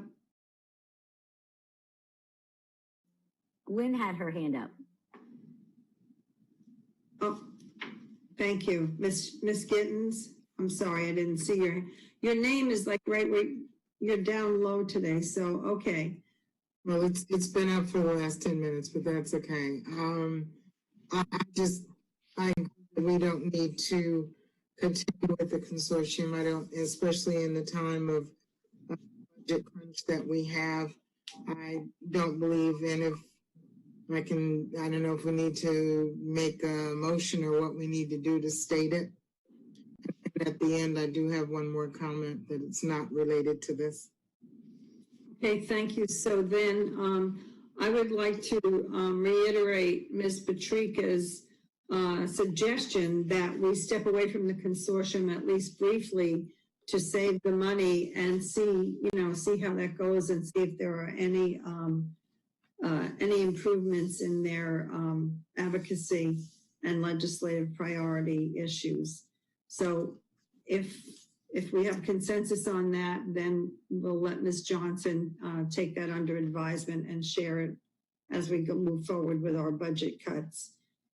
So I would agree with that. Is there anyone else who would agree with stepping away briefly from the consortium? So thumbs up. 1, 2, 3, 4, 5, 6, and 1 can live with it. So then, Ms. Johnson, did you hear that? I'm sorry, which one was could live with it? Ms. Giovanelli can live with it, and the rest of us are, and just as a temporary budget. Well, year by year, so you want to suspend it in for the coming year. Okay, thank you. Great. Okay, thank you very much. So I think the only other comments I have already made, I talked about the proms in Cape Coral, and I just, again, it's a pleasure to serve as your chair, and I wish you all and your families continued safety and well-being. And now, Ms. Gittens, you had something else as a final comment. Yes, one is a question to Ms. Vaughn. I know we have the email and all that, but if you get comments concerning the task force and all that, can I send them to you? That's the one question. If you'd like to. All right, thank you. And the other thing is to mention we had a combined end of school and census parade yesterday in Lehigh. There were 4 or 5 schools that participated. Marsh Middle was our host school, Eastleigh County High, Sunshine Elementary, Lambs, and G. Weaver Hips. We had administrators and teachers and staff and maintenance and everybody that wanted an opportunity to go out and kind of see the kids. We had 2 fire trucks that led us for those 2 hours through all the community and 3 police cars. I think the most fun thing was going across Lee Boulevard and having police cars blocked away for us to get across. the purpose, and we had about 27 cars. And one of the most exciting things is that we collaborated with Mr. Lloyd at Transportation, and we had 6 school buses to join as well. And we decorated the school buses and decorated the cars and the fire engines and all. And what we used was I gave them the specific areas that we have low census count. And Mr. Lloyd and his team overlapped that with where within those areas were clusters of our kids. And that's how they set up the map for us. So we went through waking kids up, and I say waking them up because it was about between 10:30 and 12 something. And they would come to the windows and come at the door in their pajamas and wave. And it was really, really a lot of fun. And the staff got to at least wave and see some of the kids from their schools. And I saw a lot of, and Dr. Atkins, I saw a lot of the signs on the lawn for the different graduates from middle school on up. So that was excellent because we tooted really, really loud and did the sirens when we saw a sign. So it was a lot of fun. It was very tiring, but 6 school buses, and I think the exciting thing for kids and families was to see the big yellows rolling down the street again because they hadn't seen them in so long. I thought the kids were going to run up and try to get on the bus, but it was very good and a great time. And thank you for transportation. Thank you for the schools that participated and the Lehigh Fire Department and the police, the Chiefs Youth Activity League, and then some of the other SROs. So thank everyone for doing that, and we appreciate it. It was a great time. Thank you, Ms. Gittens. That's very special. Thank you for reporting that. You guys are rocking it in the East Zone. Okay, at this time, Ms. Bruno, comments? I really don't have any comments, really at this time, Madam Chair.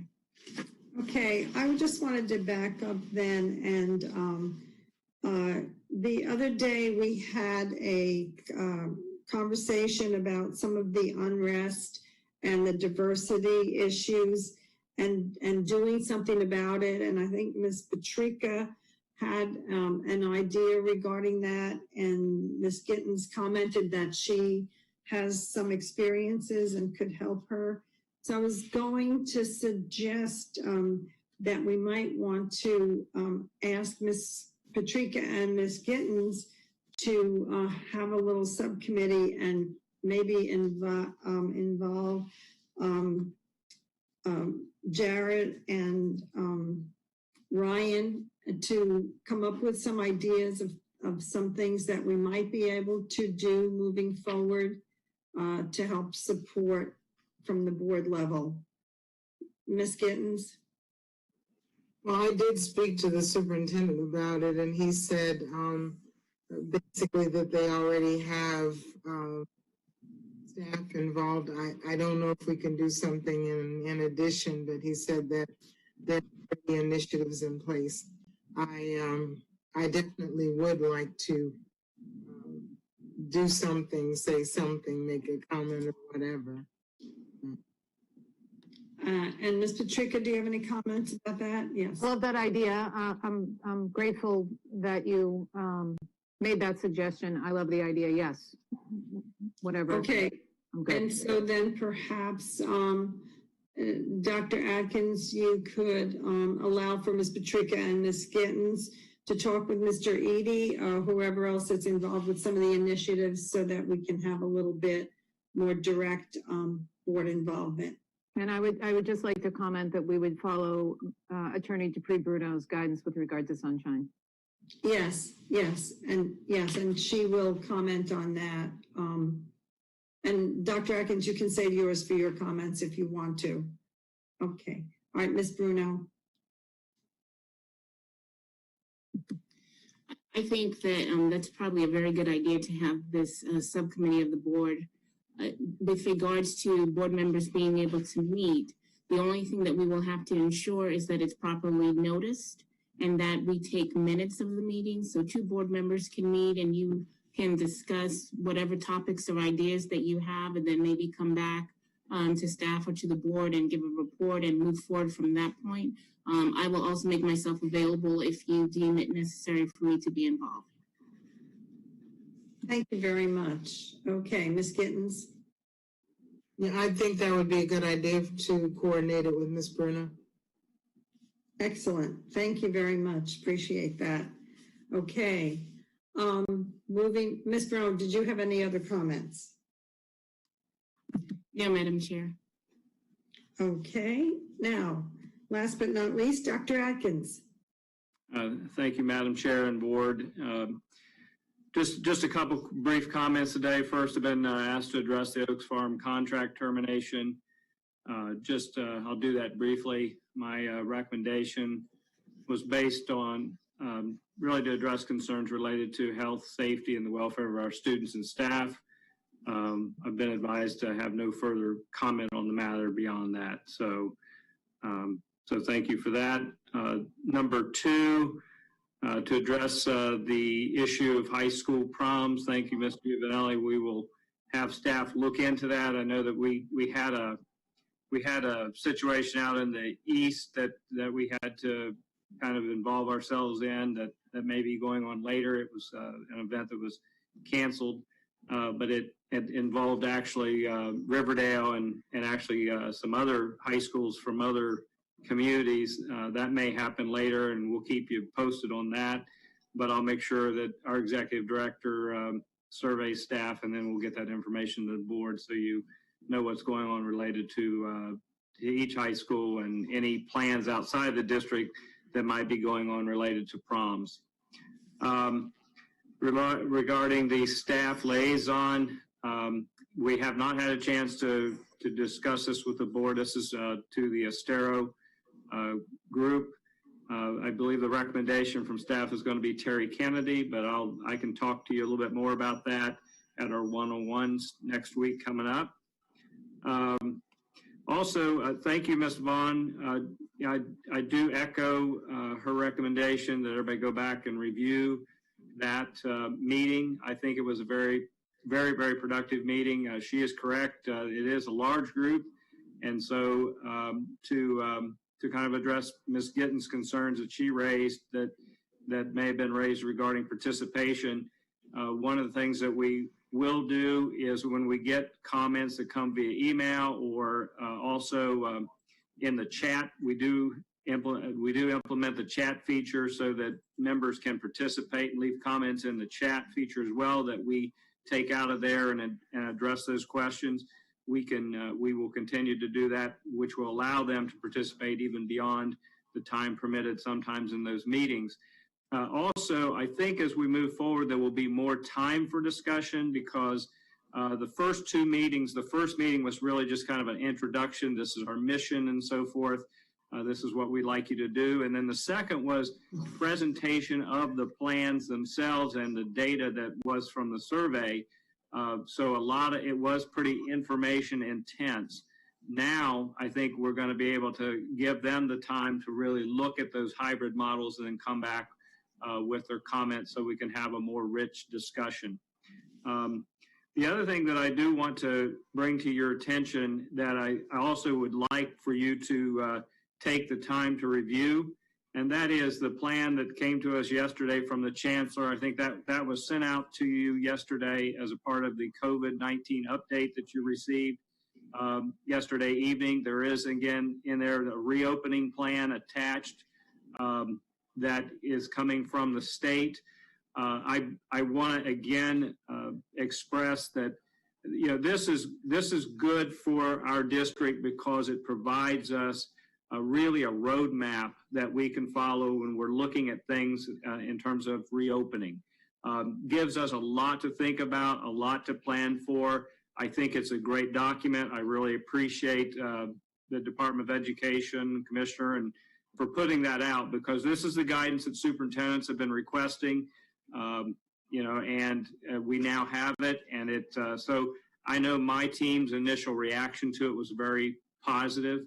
And so I would encourage you to look at that document. We are also, that has been sent, I believe, also to the task force. If it hasn't, we'll make sure it gets sent, but I believe Lauren has already sent that to the task force, and we're going to encourage them to review it as well. In fact, we've even had members of the public that have called our office with concerns when they heard the governor's announcement yesterday, and we have referred those phone calls. Melissa was addressing one earlier today and she did a really good job because we had just discussed the reopening plans, and then she was able to address some of the person's concern who happened to be a nurse, and may have emailed you. She's emailed me, and we're going to, we have sent her that plan so she can review it as well, because it is a public document and out there on the web. Something else that was mentioned, I believe it was Ms. Vaughn, about our academies. I did just receive today a draft plan related to our technical college reopening over the course of the summer and into the fall. And so we will, again, I haven't had a chance to review it thoroughly myself, but I'm going to review that today, and we'll get that plan to you all when it's in a little bit more polished form so that you're aware of what's going on with our technical colleges. Hurricane plans, another really great point that was raised. Good news for us is we had a principals meeting last week, and I mean good news in that Dr. Savage and Rick Parfit took the time to, they have already worked very hard to revise our hurricane plan, and took the time to speak to all of our school-based leaders last week regarding that plan, encouraging them to read it. We will get you that updated version as well.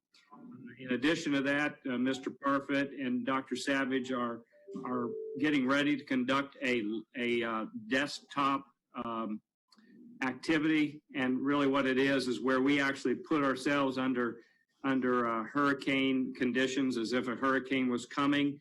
And so we go through kind of a drill, so to speak, so that we're all prepared with knowing what our roles are relative to hurricane, and we will make sure that we come back to the board and brief you before we get into the real deep part of the hurricane season, so you know what to expect. Hurricane Irma was something that we learned quite a bit about, how to go about hurricane preparedness and also response, so I think we learned a lot. And then Dorian at the beginning of this year also helped us prepare and test out how our revised plans were working. So I do think we've got a good plan, and we'll make sure to brief you on that in the very, very near future. And I believe that's all the comments I have. So thank you for the workshop today. We did get the feedback that we needed, and we'll be moving forward. Thanks. Thank you very much. Yes, I feel like we are about an hour and a half over, but I think we got a lot accomplished and had a lot of much needed conversation. And with that, I'm just going to entertain Ms. Patrica one more time because I see a little blue hand up here. I just want to tell Dr. Atkins, the FHSAA board, and everybody, but I think Dr. Atkins probably cares about this more than anybody else. FHSAA did meet on Tuesday. I'll give my full report at our board meeting, but the board did direct the executive director of the FHSAA to bring forth conditions for return to sport within a week. In addition, they have formed a task force to explore what sports will look like in the fall. So I know that those are items you were concerned about. I know our athletic directors were significantly concerned about those things. So those items will be forthcoming. Thank you very much. And the other one who's excited about it, I think, is Miss Giovanelli, because she's a sports fan too, if not a cheerleader. So thank you all very much. And seeing no other business to come before this board, this meeting is adjourned. Have a good and safe evening. Good night. Hey, Ms. Stillwell.